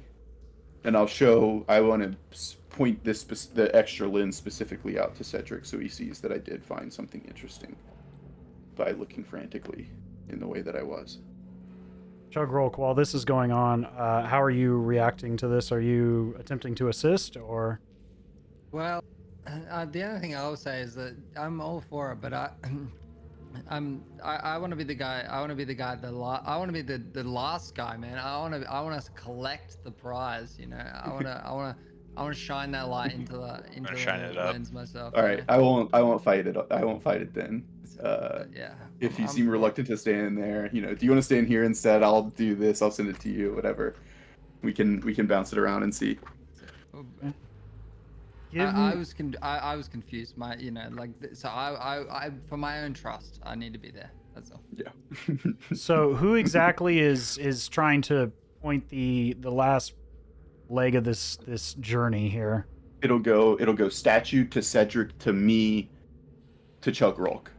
Okay. Into the new lens. Hopefully up into the lens. Yeah, hopefully up into the lens. Hopefully, yeah. Chugrulk, go ahead and give me an athletics check as you try to position yourself while holding this shield. Alright, this is As you set down your current shield, you try to climb up one-handed and position this. The 13, it takes a minute to do it with one hand, but with your long bugbear arms, you are able to get it. And you are able to do so without sliding back down, falling from this 10-foot ledge. And it takes about 5 or 6 minutes for you to get the positioning right. But in that moment where the beam hits solidly into this aperture, you feel the wall that you are holding on to begin to shake and shudder. Go ahead and give me a either an athletics or acrobatics check as you attempt to hold on and either drop down safely or climb down. Yeah, with a 20 with ease. With your you drop down and you're almost able to kind of Mario, slide down the wall parkour style without falling Nice. on your back. Fucking nice. Able to, kind of use your shoulder for the final descent. But you watch as this semicircular wall begins to slide up, unlike any of the ones you've seen thus far. And behind it, you see a large stone statue that also begins to shift and shudder as it is revealed to this light and slide back on a mechanism backwards, revealing a small, not much more than 20 foot by 10 or 15 foot chamber with pedestals on either side and hanging items along the walls. But you, Giorgio, recognize this statue that was sliding backwards as one of the early von Kessel kings, very early on in the dynasty of this city. Not recognizing remembering the name, but recognizing the face, having seen this statue in your early days as a child within Castle Draken. And I will go ahead and reveal that, as well as a bit more lore for you guys here, as this secret chamber is revealed.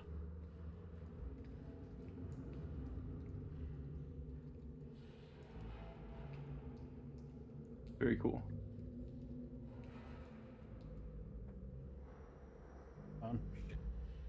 My bookmark out. Give me a sec. Bad DM. I'm bookmarking your shit. High fives all around, fellas. Let's go.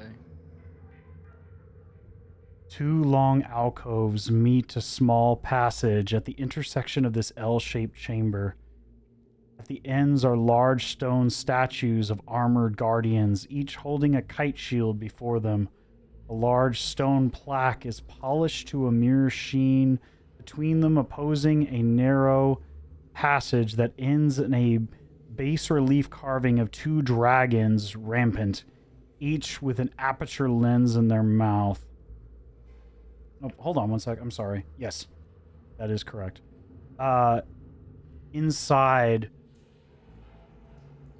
you see below these apertures on shelves various crates, and all along the floor around these pedestals you see trunks full of papers, documents, ledgers, and along the wall, set back in very intentional alcoves, nearly a dozen small vials containing what appears to be preserved samples of blood, with plaques above each, some with dates that begin and end, the last ending with a name Ulrich von Kessel IV. With a date of birth and no date of death. Nifty. You probably just forgot to write it. Below Surely. said hanging vial, a sealed letter with the seal of the von Kessel family stamped in wax.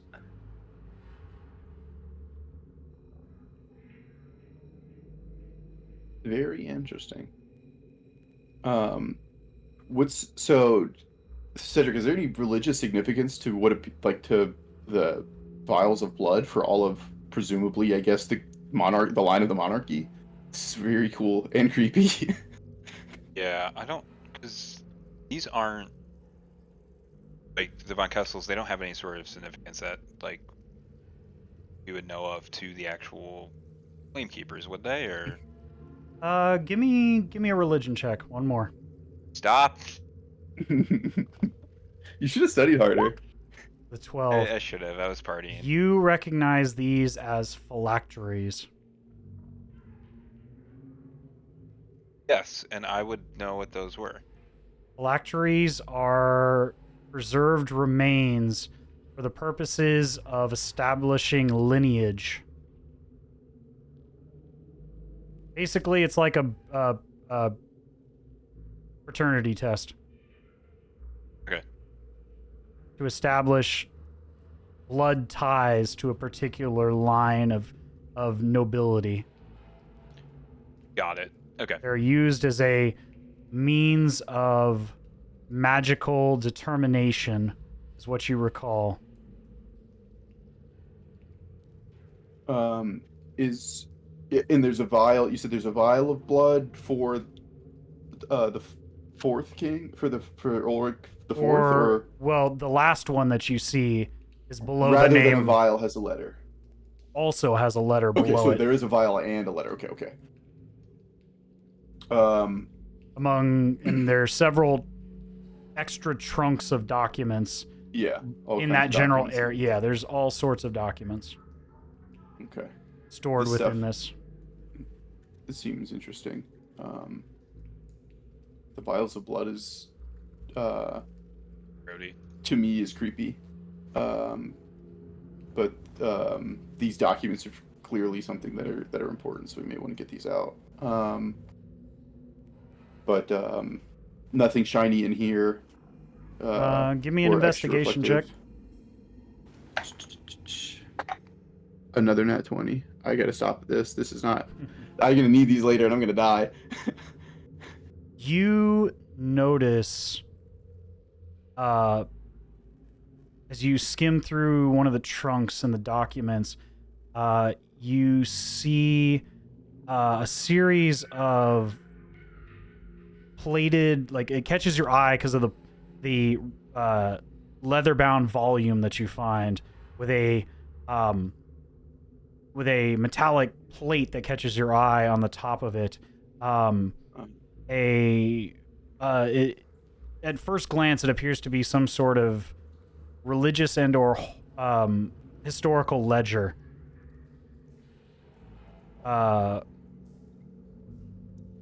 And has the seal of both the sacred flame of the High Flame Keeper, as well as the seal of the Von Kessels. And as you flip it open, you immediately come to it appears to be a ledger of almost like a table of contents, an inventory list, if you will, of particular items within this vault, as well as within the catacombs as a whole. And as you flip through, you read phylacteries of the Von Kessel line as one of the items. You also read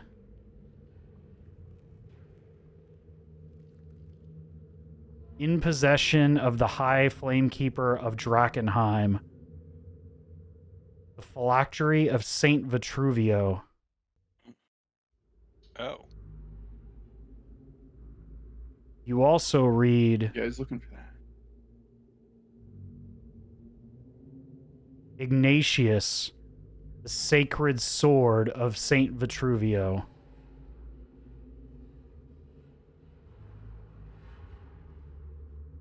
And lastly, the last item that catches your eye. Last will and testament of King Ulrich von Kessel IV.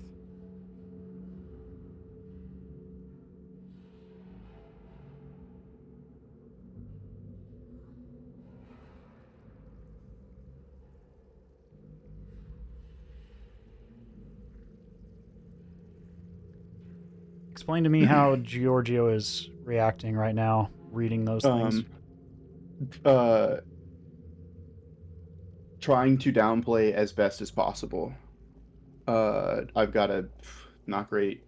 If this would this be performance? I guess to not react, or would this be deception? I guess they're deception. The same. They're the same. Okay. It's an 8. An 8. Mm-hmm. Is anyone trying to contest? This I believe. This is not what I'm looking for, though. Right. Roughly, this is what was described to you. Okay. So I would assume the documents are in here specifically, but this is some very cool stuff. But what really catches your eye, the last one, Testament of the King, I think is the thing that is to me is the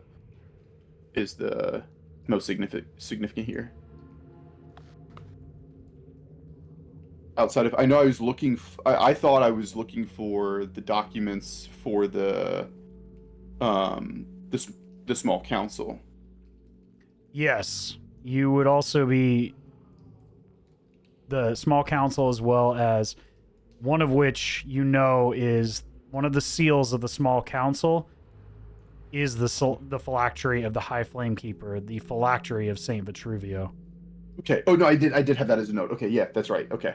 Small council Drakenheim. Yeah. Okay. So the High Flamekeeper, the phylactery of Saint Vitruvio is the seal for the High Flamekeeper in the small council. Is that correct? Mm-hmm. Okay. Was I looking for all 6, or was I looking for that one? Anything that you could find. Okay, because the Lord Commander has his. The current Lord Commander has what his. you've seen it on his breast. Yeah. Okay. And so we knew at least the High Flamekeepers was here, as well as possibly any of the other ones. I would imagine that possibly the Sacred Sword of Vitruvio is one of them, and the phylactery of the Von Kessels could also be, if the phylactery of Saint Vitruvio is one. You would know the phylactery of Saint Vitruvio, yes, is one of the seals. Is one for sure for the High Flamekeeper, yeah. But you know that those other items have profound significance. Yeah. And Cedric, with your passive insight, looking over and reading that, you would know, just based on your religious teachings, a phylactery containing the remains of a person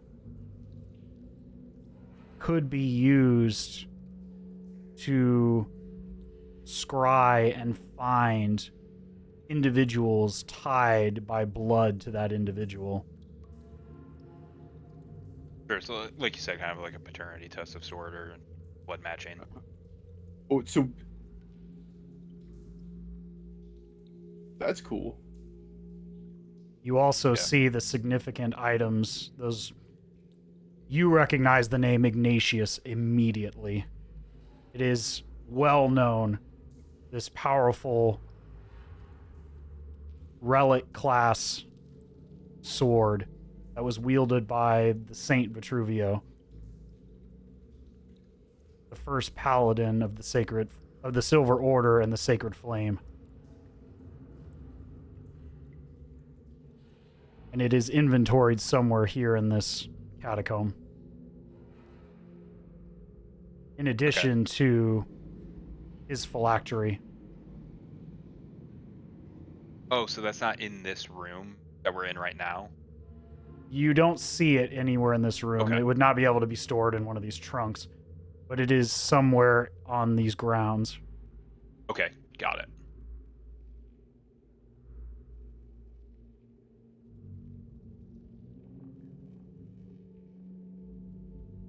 Looking around, you all see Tim and Chugrulk. Are you in this room as well? Yeah, I just realized I forgot to actually drop my character. I forgot It's to have all access good. to it My again. character's here, isn't it? Yeah, your token's there. Yeah, You're we're all under. out together. Yeah, you were under Right, Cedric a yeah. second ago. Your token, I saw it there. As they were all looking around, Tim, you notice that there are documents that wouldn't catch the eye of the average individual, but you notice a handful of documents with the seals of the Amethyst Academy on them.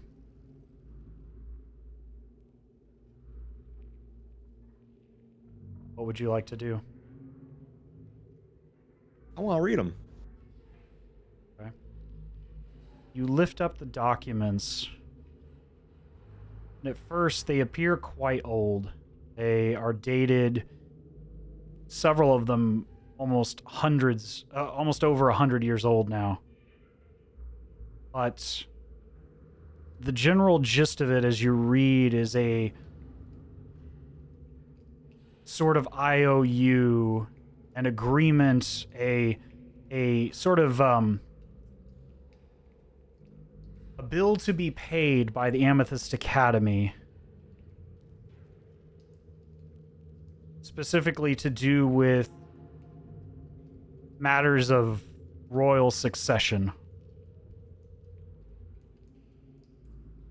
It's hard to tell as these are quite old and the names and dates are irrelevant in the modern time, but you know that any documents of payment with the Amethyst Academy that have been fulfilled are immediately destroyed and removed as a sign of completion. These have not been destroyed.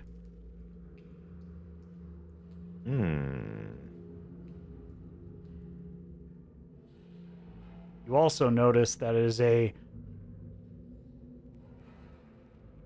if not paid in full, the contracted amount is quite significant, in the hundreds of thousands of gold.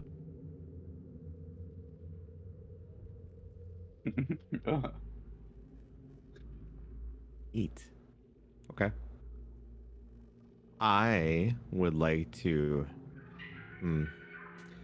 I would like to keep it. So Okay. I would like to tuck it away in my bag of holding.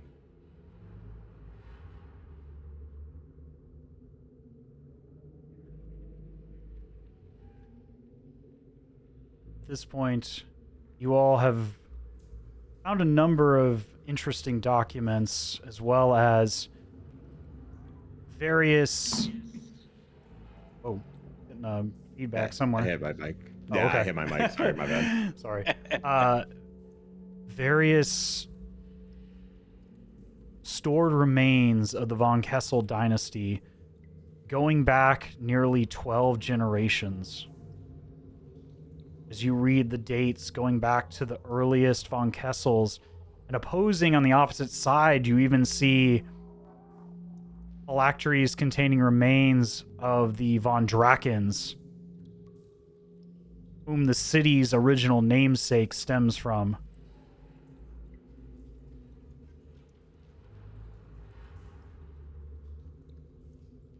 But at this point, what would you all like to do with this knowledge? I kind of take it.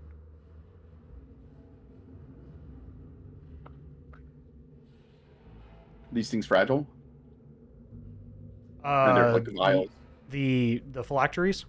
Hmm. You notice they're very thick glass, and they are reinforced with like I'd imagine. jeweler's metal to keep them from breaking. Okay. Is there are they so I know that they're lined up on the wall, right? They're hanging on the wall with plaques and things like that. Is there a Yes. way to immediately differentiate one from the other? Yeah, they if have we remove them? names and dates on them. On the vials themselves, vials. or No, because I'm of sorry. Not If on I the took them- vials themselves. if I no. took them all off the wall and put them in a bag, and I took them out later, would I be able to say this one's the first one, this one's the second one? Is there any way? Not with some sort of marking, but if you Okay. would like to tag them real quick with a piece of paper and a ledger, you could certainly do something yes, like that. very very base things. Yeah. If there's something that I could, like, if I could just mark them 1, 2, 3, 4, 5, 6, like whatever, and then just Sure. say this, You take out a bit of parchment or rip it off Mhm. one of the somehow, some documents way. If and there's a way that I can't think of one off the top of scribble, my head to yeah. make it as easy as possible, but something simple like that, just so that I could do that. And I'm gonna go ahead and I'm taking them all. Like, I put them in a bag. Okay. You put them inside of a bag and mark the individual vials, tagging them or chalk etching the placards to remember the names they came from. As you pocket the various pieces you find within this vault. You can add to your inventory Von Kessel family phylacteries. Inventory. Add. Custom. Von Kessel. Come on now, don't do that to me. Oh, I need to add to that. Beside King Ulrich, there were smaller phylacteries.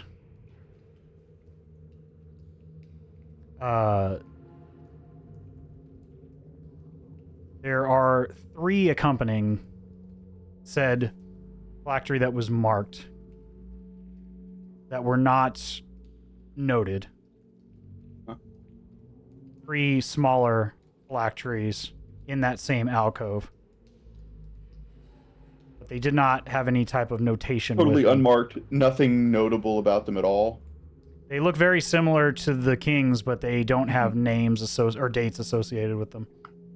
I mean, we might as well yoink them. I mean, Okay. if there's a way to find out later what they may belong to, maybe, but I don't want to leave them here, just in case. It seems cool. Like, I don't know, we could do some crazy stuff with this, maybe. So, leverage at minimum, like, so, I'm certain someone who is aware of what may be down here could probably give us a hint as to what these 3 are. Not that I would want to talk directly to these people about it, but somebody knows. So, we'll take There's always a these. guy. Yeah. I know a guy. Put these, and I'll just put in unknown phylactery or something like that. Yeah, you can say Von Kessel phylacteries. Is there anything else you all would like to do here in this vault? You said that the 2 dragon heads on the plaque each had a lens on it, yeah? Yes. Is there any sort of prism to split the beam of light? Not that you can see in this particular area. Are they close to each other? That the beam of light could hit them both at the same time? You can certainly try. Let's try that. Okay. Same thing. You if we just go back take- to the positions that we had before and just try and hit them both. Right. Go ahead. The 2 individuals trying to do this, go ahead and give me dexterity checks. That I would assume me and Cedric. No. Oh, Or You can do it, Chugrulk. oh no. I'm on. No, go ahead and do it. I've got a 22 for mine.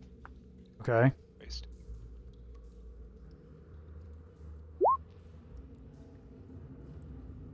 with a 19 and a 22. You gracefully split the beam as it enters in, able to kind of shoulder to shoulder the two sides. And as the beam hits the center of these apertures, you watch as a small sliding stone slab at the center of the floor gives way. And inside is a small chest. Dibs. I want to open that. You open it up, and inside are approximately The back. 10 bars of platinum. Jeez. Oh boy, howdy. Approximately Fellas. 1 pound bars of platinum.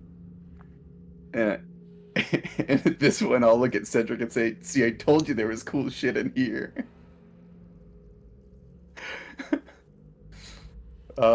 10 bars of platinum. Yeah, they're about 1 pound apiece. So rough weight translated to coin weight means they're about 500 gold apiece. A piece, and there's 10 bars of these. Yeah, so about So 5,000 5,000. gold for the 4 of us. Yeah. We can share that. 1250 gold. Rich. Adding that to my inventory.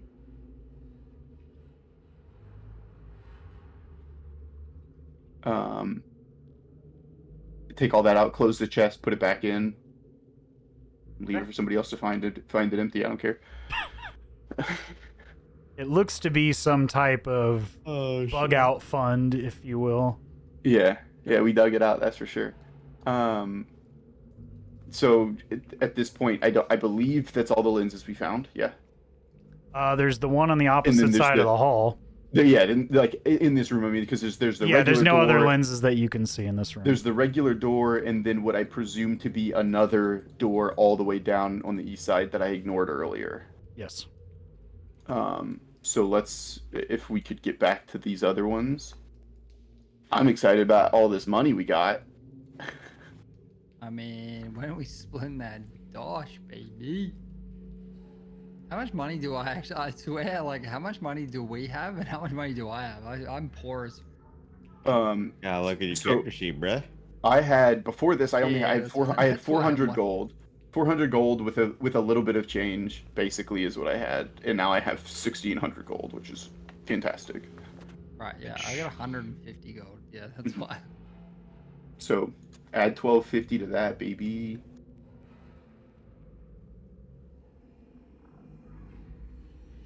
Are we good to punch that in now? Yeah, you can just. yeah. Okay, I didn't Yeah, know we if we can need to unload this. Oh, I'm sorry, the platinum. Yes, you would need to. The rest of it, yeah, Download. we're not. The platinum you would need to have either traded or converted to coinage. Okay, so we can't put that into our. Not currently, no. Okay, then we need to hide it for sure. For sure. Hey Tim, They're you have a only bag a of pound each. Tim, you have a bag of holding, right? And just I do. you mind holding 10 bars of platinum? Yeah, you can put 10 pounds of platinum. Yeah. Because each Pounds of bar is platinum, about yeah. 1 pound. Has Oof. to be the Rock. Yeah. Ye olde Heisenberg over here. Just tuck that away and just nobody needs to know we got that, like that's Finder's fee. out of all the stuff we found. I mean, the stuff we found, I think we probably are not going to be telling anybody anything about it. However, that one we really need to not tell anybody about it. At this point, what would you all like to do?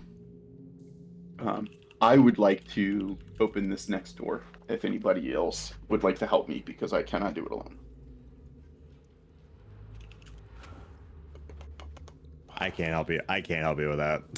It's fine. I can probably help you with that. We'll go back. I think, we're just Okay. same positions. At this point, you become quite adept with the positioning of these beams of light. And as you shine it on this aperture, again, you watch as this mechanism begins to slide open, revealing a pitch black, dark chamber. And you feel an even cold, almost icy cold wave of air push out of this room.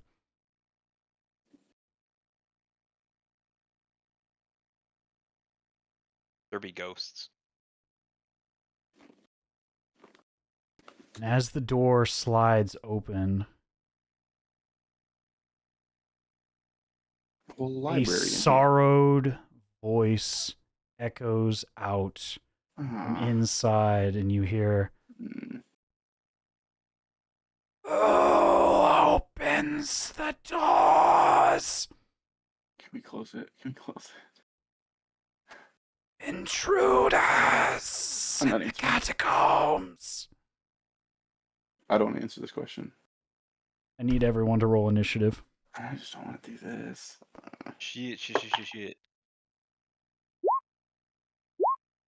As the light begins to pierce in this area, you hear that voice come in.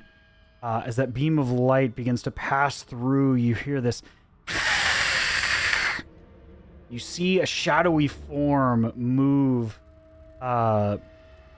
to one side to avoid the beam of light entering the room. But you catch a quick glimpse of it, Cedric and Georgio. This shadowy form, wearing the decrepit remains of what looks to be a flamekeeper. The sallowed, yellowed robes are a defiled, almost unrecognizable glimpse of their former self. And this face, this terrifying visage of sallowed, empty eye sockets of these somewhat preserved remains move in this shadowy form to avoid the light as it spills into the chamber. Give me either one of you can roll with advantage, or you can both roll perception as where you're standing.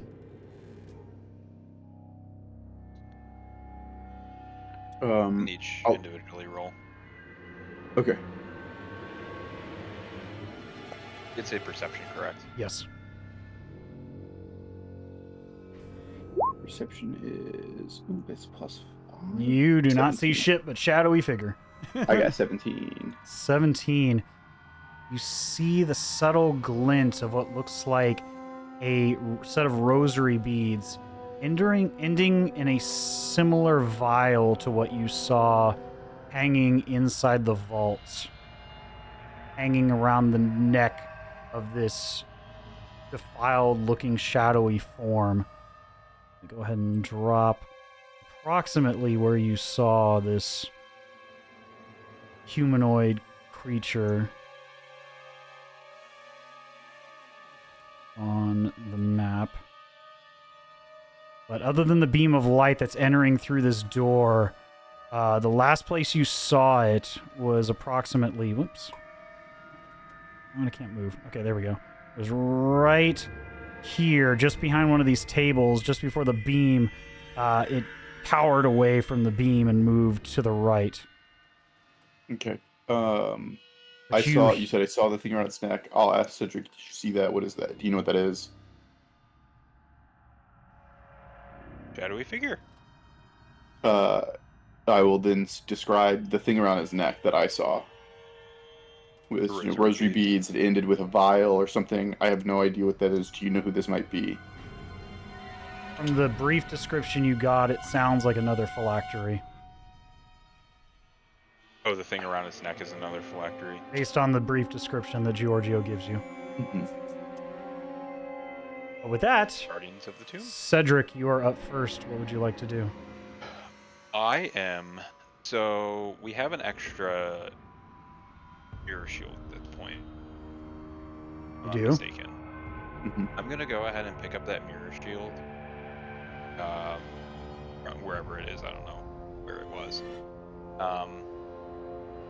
And I'm just going to go ahead and carry it as I step up to the room and try to peer in to see the shadowy figure at all.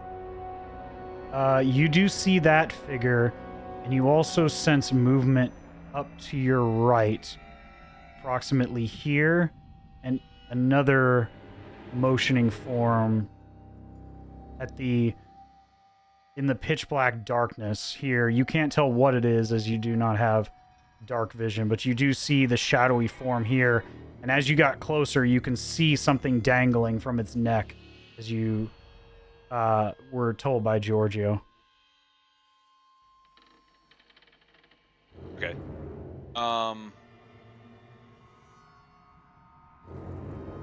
So I see the one directly. I see one of them. You see at least one, yeah. You can see the Sure see shadowy one, but- form, okay. yeah, with dim light, but it is difficult. You don't have dark vision. Got it. Not a problem. I'm going to go ahead and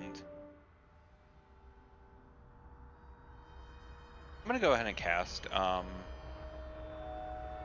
Hiding Bolt at the one that I can see as much as possible.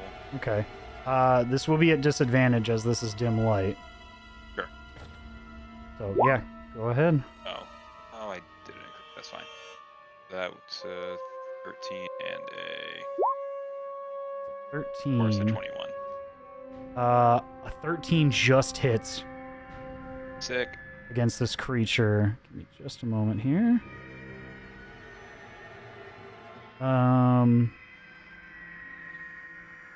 It's a radiant damage. Radiant, I believe, yes. for what it's worth. Surprisingly, you as you cast the guiding bolt and it sails out from in between your fingertips, it definitely strikes true just as this creature is trying to shift out of the way, this shadowy form. It definitely strikes true. And past experiences you've experienced with creatures such as this, it would almost certainly dispel, but you notice that these Flamekeeper's robes are kind of maintaining the form despite the direct strike of this radiant energy. Go ahead and roll for damage. 11?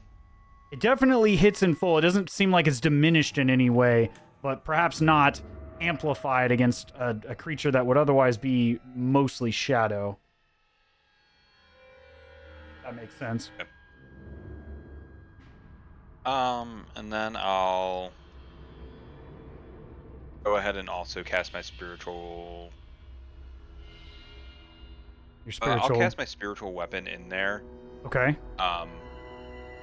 But I will refrain from actually at all. You'll do. I'm sorry. Can you repeat that? I'll cast a spiritual weapon on top of it. Okay. I'll refrain from actually making an attack. Okay. Gotcha. Yeah, you can go ahead and drop your token in there for your spiritual weapon. Sure. You can see here. I'm gonna zoom in on this. It is the one that's ahead. just like right there, right? Yes. Yeah, that's Okay. the one you can see, but you sense other movement in this chamber. Sure. Okay. I'm just gonna call that back to everyone. There seems to be other something factors. I don't know. Okay. As this burst of radiant energy strikes this creature, and you see a bit of dim light shine off your spiritual weapon, you get a stronger sense of what this creature is. There are no legs. It is a torso that extends down like a bony, down to the end of a spine, leading into just pooling shadows at the floor where the legs would otherwise be.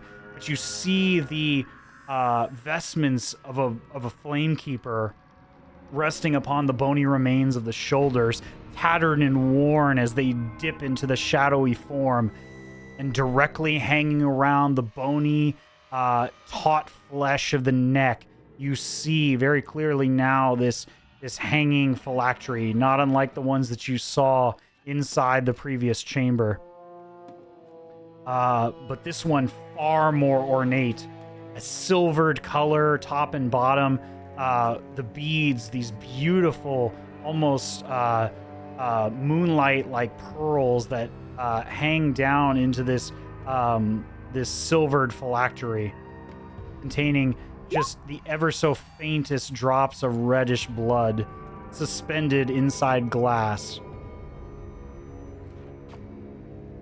But with that, the creature cries out and spreads its arms, moving around the tables to dodge the beam of light extending into the chamber as it swings and ducks and weaves, coming closer to you as the one who assaulted it, getting out of the direct beam of light as it attempts to strike out at you, Cedric. And it is going to take a swipe at you.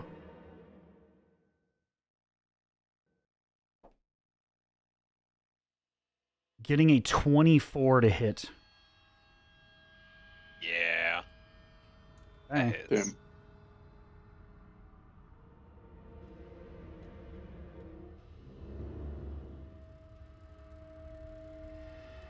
You take 7 necrotic damage. And I need you to make a Constitution saving throw, please. That's fine. That's not good. As the shadowy claws of this creature dig into your chest, they pass straight through your armor, straight through your form, and you feel as if life force is sucked out of your chest and your soul. Your hit point maximum is reduced by 3. Sucks. Oh.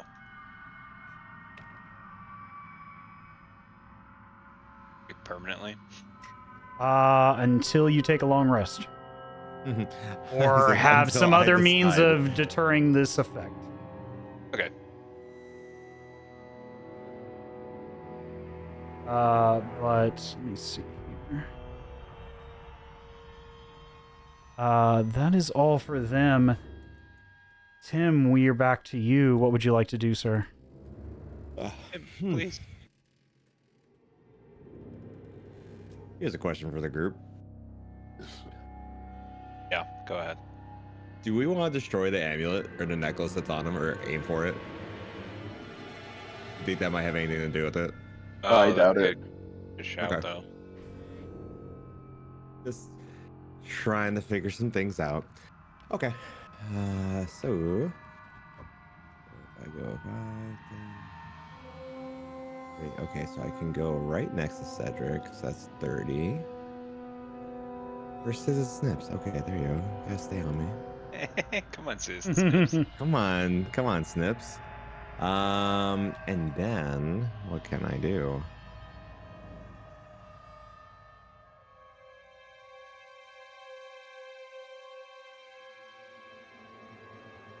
I am going to. Pretty sure I can cast it. Can I cast Sanctuary on Cedric? Yeah, post the spell in the chat if you don't mind. I don't remember specifically what Sanctuary does. Sure, and actually it's a bonus action, so actually that kind of rips. So I can actually do that right after I do something else.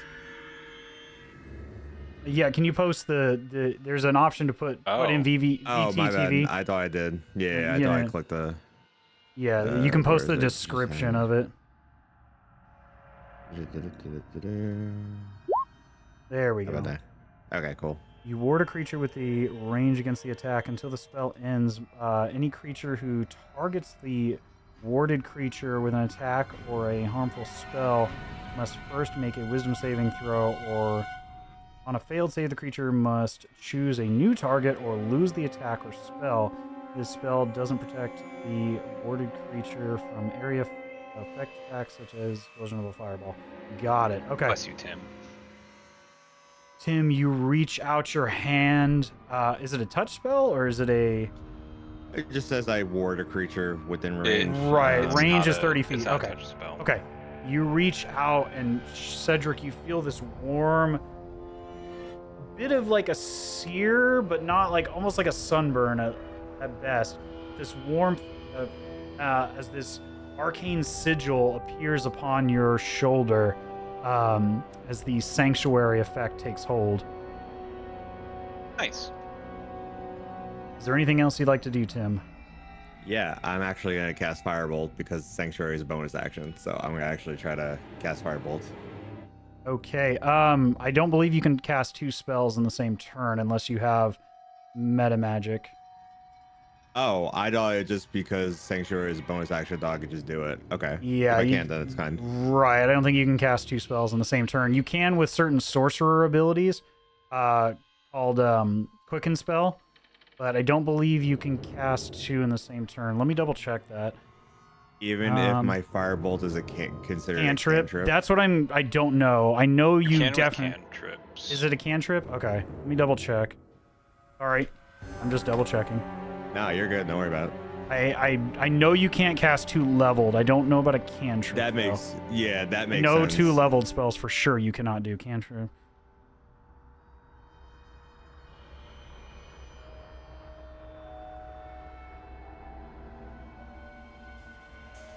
Except for a cantrip. Okay, you're fine. Okay. Double check. Sorry about the delay. I just wanted to confirm that. I was overreaching on that one. You're But good. I wanted to Don't make worry sure. about it. Doesn't hurt to check. All right. Yeah. So I try. Okay.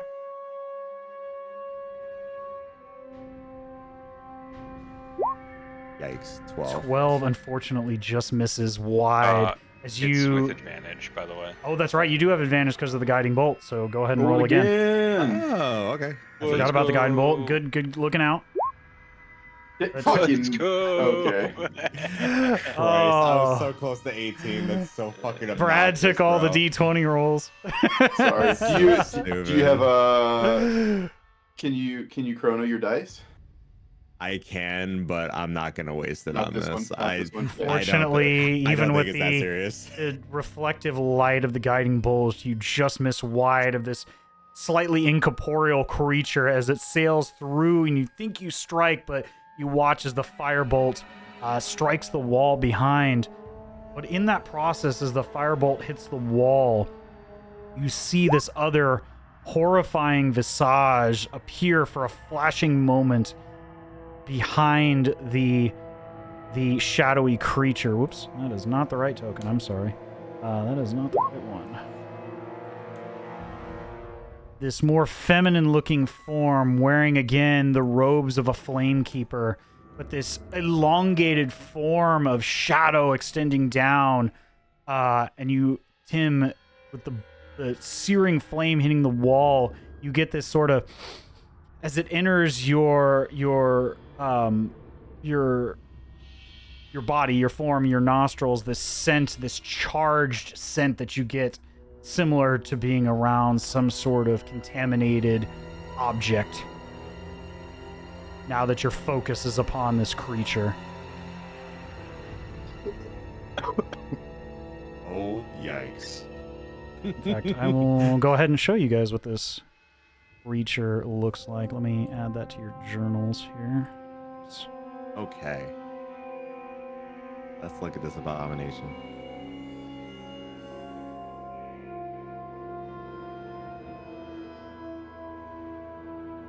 All right. This is what you see. Decides to show. Did it show you the picture, or did it show you the? There we go. See the picture You hit bio and of info. the- Yeah, the character sheet's empty. That is what Crap. you see.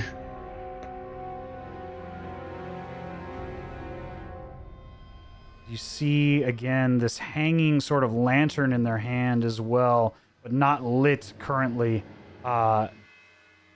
Sort of looks like a ceremonial lantern, usually filled with incense. That is what you see. Is there anything else you'd like to do? No, that's it for now. Okay. Giorgio, we are up to you. Okay. So the first thing that I saw whenever we saw it, it was dodging the light. Yeah. Yes. And did Cedric? Did you try and splash the beam onto it with the extra shield whenever you got up there, or? I did not. I got up to it and just went and cast a spell. Yeah. So I have the shield up. At the essentially. Where Okay. The entrance way to the room, rather. Yeah, you could certainly do that. I would say that would probably require at least your bonus action to do. To aim the shield. And we'd consider it a modified attack roll. Okay. Do we still have? Did Chugrulk move up already? No, Chugrulk has not gone in the initiative order yet. Okay, so he would still be down there. Yes, he would be behind you. Well, we just opened the door, and so from where we are, I actually would be about here, and he would be down here.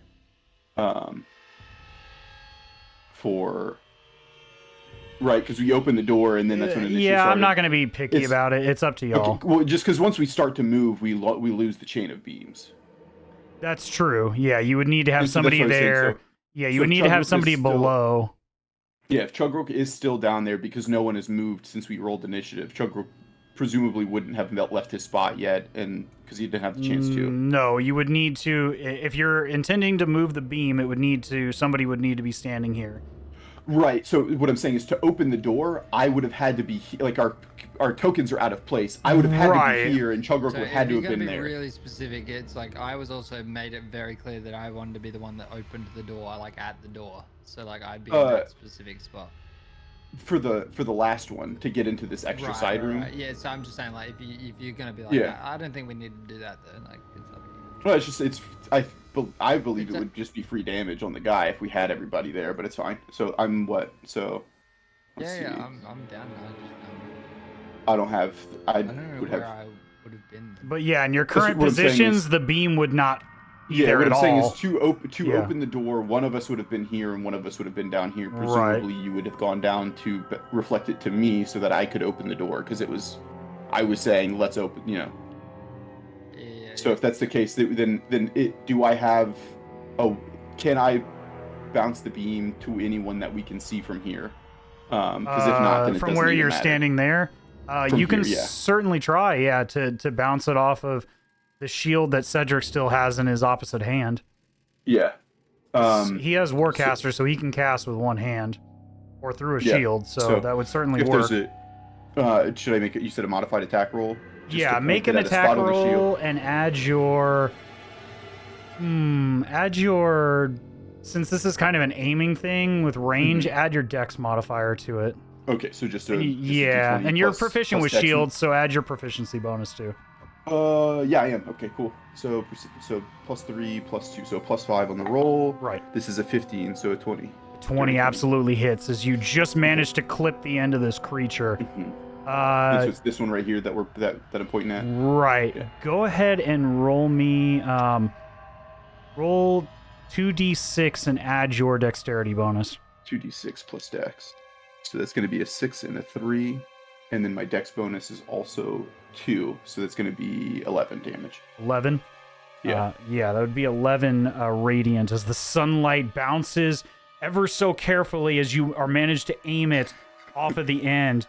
Despite the uncomfortable angle, you are able to aim at this creature and direct the light directly at it. For the next turn, until your next turn, Georgio, this creature is vulnerable. Vulnerable. Okay. Invulnerable specifically is what now? Any damage done to it would be doubled. Doubled? Any damage done to it until the start of your next turn is doubled. Okay. Crazy. So, I've got 30 feet of movement, so I will move to here. Which I believe barely would be enough to throw axes around Cedric. I have 2, and so if I do my your 2 attacks, just throwing both of them at it. I guess I'll do just one first because they're very well. The double damage could just die. I don't know how much health it has. Do I need it? Should I be rolling at disadvantage for any sort of half cover or anything? Because I'm trying to throw around allies, or No, you're not at disadvantage, but it will add to their AC. okay, so just just 1d20. Okay, this one's shit. This is a 3 and 9, so a 12. Unfortunately, a 12 does not hit. It sails wide against the wall. Okay, I'll with my second attack throw the second one, and that one's a nat 20.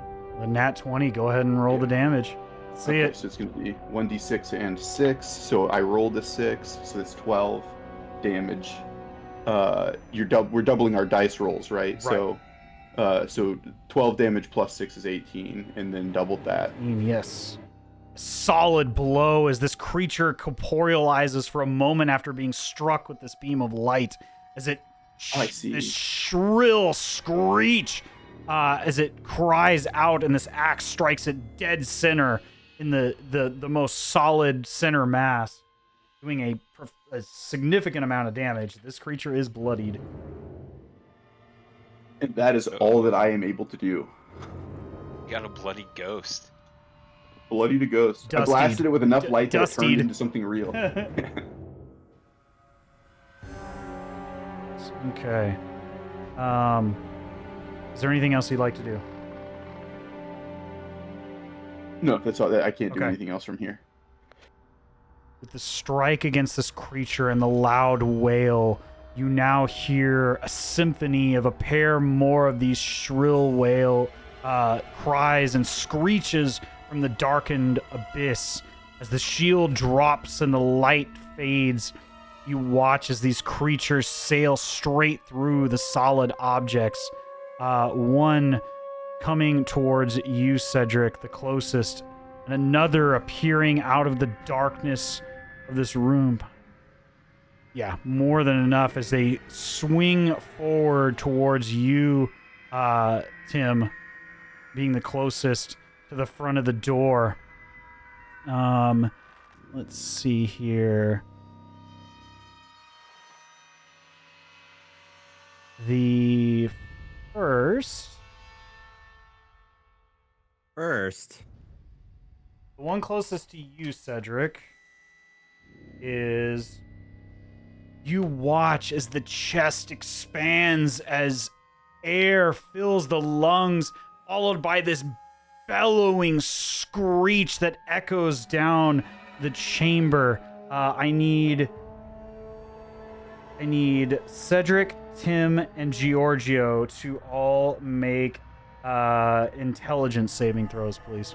Intelligence saving throws? Intelligence Not saving great. throws. Not good. As this screech, this shrill screech That's hits not you. good. I'm gonna be pissed. I got 19. Oh, man. I was panicking. All right. Stupid. 19. Tim, you were able to shake off the screech in your mind. Able to cover the ear holes. You take no ill effect. Georgio, the same. You're able to duck away just in time. Able to cover your ears with your shoulder and against the wall. Cedric, point blank to this screech. You take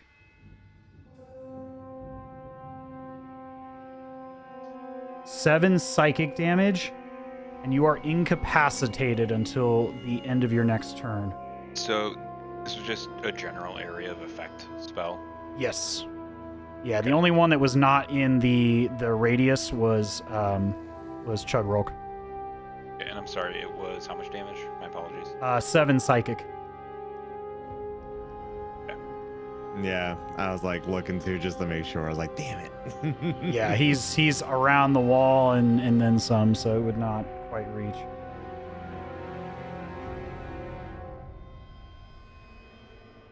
But the other, as this wail screeches out and you go to cover, the other charges you, Tim, and I need you to make a charisma saving throw, please. Brother, what the fuck? Not that one. As the creature pushes their way straight through your body. Right. Oh, God. And as they push through, they do not exit. You feel your form lock up. All the joints remain shrill, and your otherwise luminous eyes go purple and octarine. I need you to make a melee attack against Cedric, please. Cedric, you're good, bro. You ain't gotta worry about shit. Thank God. Oh man. Do you have a melee weapon, or? I mean, I do, but guess what? Even if I hit him, it ain't Yeah. gonna do nothing because I got negative You 2 can strength, brother. Right. Well, that's fine. Noodle arm, man. No, you watch as Tim suddenly swings and taps you on the shoulder, and you're like, Bro, what the fuck was that? yeah. Offended. That's so funny. Touch me. As of right now, Tim, you are possessed by the Warp Witch. Yo, I don't like this. Noodle arm boy. But with that, Chugrulk, we are back to you. You hear this awful wail echo down the hallway, and you are a little ways out from your companions. What would you like to do? Okay, well, shit. I'm not gonna lie. Like, I'm so far away. I don't know what I can do. I think I'm. You can use your your action action to dash, and that would get you Yeah. pretty close. You get 60 feet of movement if you dash. Sorry, I do agree, but I will give you the long. I did I've only got about 15 minutes left. Oh, okay. Yeah, Well, that's let's kind go of what I ahead was and getting at. finish this turn, and then we can Because put like this someone on. else can like if anyone needs to like if you guys We want won't- to keep going like you can. No, we play won't my do that. character, but, No, like, no, we'll wait. We won't do that. We've been playing for almost 3 hours. and we Right, started a right. little That's been late, plenty. But Thank you Yeah, for I letting feel me bad. know. Yeah. But yeah, I gotta go in like 15. Sorry. Okay. No, So this will I give you just, guys time to think about You're good, your dude. decisions. Yeah, I was thinking it is at least getting to that point because it does seem like we've just started this, which is something. Right. But yeah, I think like probably like to be honest, my main thing is just gonna be getting to the group. So yeah, I'm probably gonna dash. Or to the you group. can get, you could probably get right to that corner and try to make a Yeah. ranged attack if you don't want to That was my dash. second choice. Only because I kind of put myself here, so like I think like give me the benefit of the doubt. I think I could probably put myself to the corner at least. Like 'cause, Yeah, like, I'll give you that. You know, yeah. I can That's say all- you'll and get then- within range that you could see.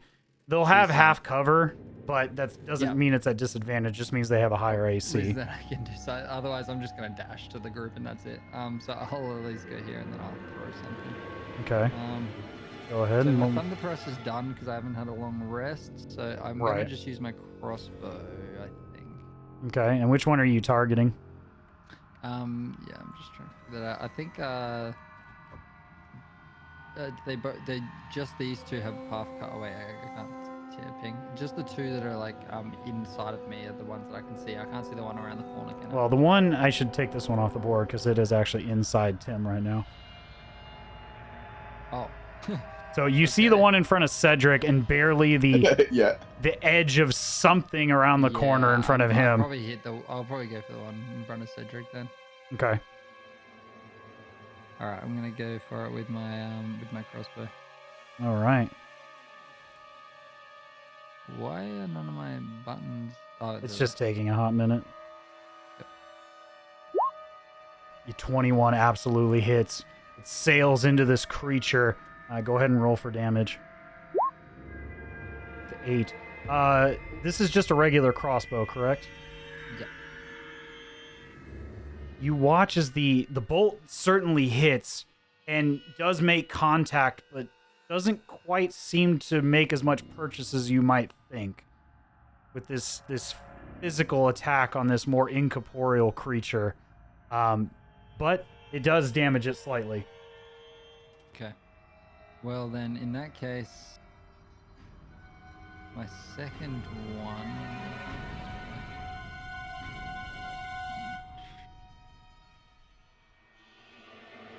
Okay. Yeah. Well, I got the range. I have to go. The second one has to be maybe another crossbow. Okay. Unfortunately, an 8 sails wide, sailing into the dark, inky room, not making contact.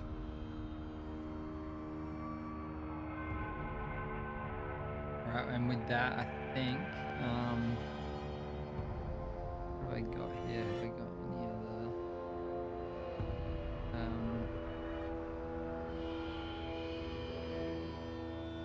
I'm gonna use my my second wind, just in preparation for next. There you go. First, That's smart. okay. You just Oh, there we go. Yeah, Well, you you just can add 10 also- points back to your... Which is kind of perfect because now I'm on almost max. Nice. yeah. Okay. Well, with Good- that, with good use of the extra action. end of the now we're back to the top of the round. We'll start with Cedric. Well, you'll be incapacitated, so we'll start with the Wraith next time, but I think that's a good stopping point at the top of the round here. That'll give you guys an opportunity to figure out what you're gonna I'm do. so screwed. Yeah. Coming up though, last week of my placement, then coming into a bit of an intensive. But that doesn't mean my weekends will be pretty free, and also then I start my Darwin placement, which I have literally nothing on except for placement. So I'm pretty free. Well, Unfortunately, I am traveling out of the country in 2 weeks on the 7th. Kidding me? wait, for how You're long? bringing a computer, right? Oh yeah, dude. Yeah, Where but you I'm going? not gonna. I'm going to off the coast of the Black Sea in Georgia Nice, Oh, dude. nice. What for? Is this to just visit vacation? a friend I haven't seen. Yeah, Nice. vacation. So That's awesome. Yeah, hell yeah. I'll be there for a week. So So we mine can is 8 try weeks, to do so next don't worry, Friday my- if that works for you guys on the 30th. But if not, we can postpone it a few weeks. But yeah, mine was talking long term. So 8 Oh, weeks. yeah. In a couple of in about a month or two, just over a month.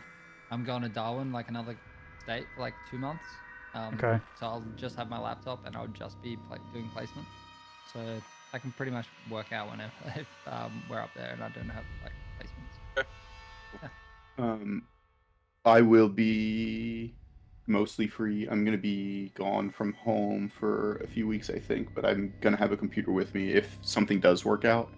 But I know you said you're gonna be gone. You're Yeah, leaving I'm in not 2 gonna have weeks, good so internet connection there. Yeah. So there's nothing to worry about then. By the time you're back, I should be home. But in the event that my trip lasts for long and that I'll have a computer with me, so I'll be Right. good. well, do we want to try to Um, do it next Friday and just do a back-to-back week, or it's up to y'all? I mean, So 1 week from now, Because I'll be back in the country on the... I fly back on the 16th, so I won't be able to play again until the 21st. I think I'll be able to do next Friday. I'll double on the check. 30th, Yeah, I think Yeah. I could do next week. I could probably make that work. I'm like I said, I'm going out of town. I don't know what the plan exactly is going to be for me and my friends who are hanging out, but I will have a computer with me, so I will be, as long as I can be online, I should be good. Okay. So I'll make sure that nothing's planned for that Friday night, and if something comes up, I'll know very soon, like within the next day, if that wouldn't work for me. Okay. Well, we'll tentatively try to do a back-to-back. Otherwise, we'll have to wait until probably middle to the end of next month. Yeah. But that was a ton of fun, guys. We'll see where this leads us. Oh, I'm screwed.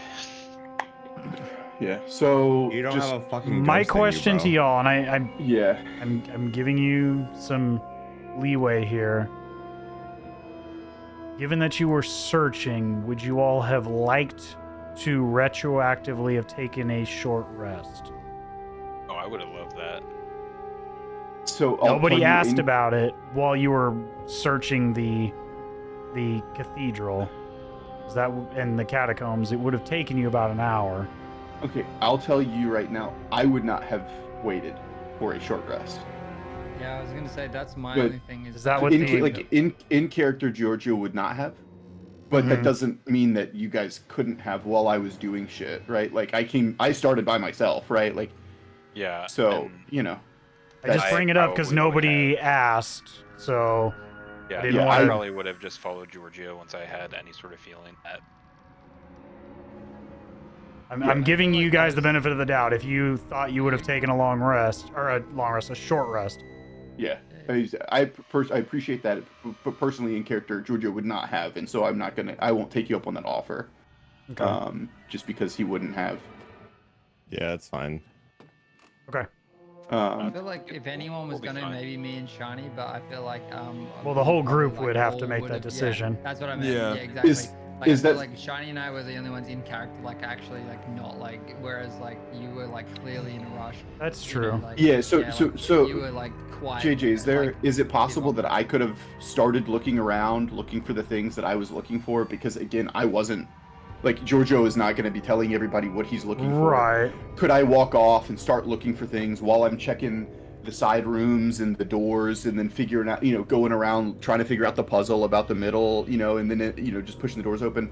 Can they just be taking a short rest? Is that something? Do we all have to do it together? Oh no, I'm sorry. Yeah. No. Yeah. I will say, if you guys think you needed a short rest in between that time, we will retroactively state that, and you can roll some hit dice. Mm-hmm. But that is your choice as players. More than happy to. I was pretty much like following I was following Benj around, like trying to figure out what was going on. And then as you said, like I think that was kind of like the more or less what was going down, in my opinion, rather than resting. Okay. Yeah, for me, I have I during that fight I expended basically everything that I had that was limited use. That a short rest would give me something back, and I, like I said, in character would not have gone through any of that. So, but I'm relatively healthy, right? Okay. So I'll leave it to each individual. If you want to roll hit dice or take a short rest, we'll retroactively make that. That's up to you. I forgot to mention that before we started initiative. I had intended to. Or during that whole investigation segment. Yeah, I'll say now that I'm closer, I do have a few of my psionic dice left, and so as a reaction, I can reduce damage that I see someone take by up to 10 points. Okay. So, like Cedric, if you get hit, I absolutely will be using that. I couldn't before because I wasn't close enough, but now that I've stepped forward, I can. So I have 3 of those. It's 3 reactions that I can be doing. I can use those. Can also hit and move things if I get close enough. So in my next turn, I can move and space them off of you so that you can back up without taking attacks of opportunity. I don't think that it's as dire as it seems because our turns are coming up, right? Yeah. So there's stuff that we can do to get you out of the way.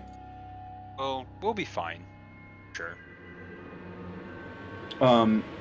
JJ, question. Yes. That possession, is that a spell? No, it is a creature effect. Okay. It is a it is a creature effect. It's not a spell. Okay. With my reaction, so this wouldn't be something I would be able to do on the same turn, on the same round that I use protection on Cedric, but I have Mage Slayer, so I do get a reaction attack if somebody within 5 feet. So now, if I stand up and I'm in melee range of these 2 up here, then if they cast a spell, I can react and hit them. So there's a few things that I can do. Yes, no, that both the effects that you witnessed were creature effects. They were not. Yeah, they were. Okay, so far abilities, not spells. Yeah, not close enough to have used it for either of those anyway. Right. But I Good believe looking out. by the next turn I will, and so I'm Right. going to be a little more conscious of that. All right. Well, did anybody else have any other questions or anything before we close it out for the evening? What are the odds? What are the odds that fight that happened outside was before dawn? Zero. Before dawn? Before dawn. Yeah. No, it would have been after dawn. Because I've got the ring. You guys woke up and left essentially just after dawn. Yeah, it's all the same day. So yeah, that would be the only other thing I could get back is the Ring of the Holy Brazier, which does radiant damage. We're finally in a fight where I could use radiant damage, and I don't get to because I've already used all my shit. Well, Cedric used radiant damage with guiding bolts and didn't make it vulnerable. with okay, that. so just the sunlight blast. Okay, yeah. Mechanically speaking, now that you've heard the way I've described it, it's sunlight sensitivity Mm-hmm. to a modified extent. But yes, it's Sure. Yeah, yeah. it's yeah. not vulnerable to radiant damage by default. I understand. Okay, Right. yeah. Okay. Then never mind. Then now I'm not as upset about it. I do like having that ring though. It is very cool. Right. No, but good looking out. I have potions. We have potions. Do you have any? I don't think I do. Okay, myself. I can absolutely give. I have a potion of greater healing. I have like one or two, I think, on me. We'll I've- figure it out, I'm sure. Yeah, once I yeah. come out I of have, the I have incapacity, I have 2 healing and a potion of greater healing. So, 44 plus 4. That's gonna be minimum of 8, but very likely somewhere around 15, right?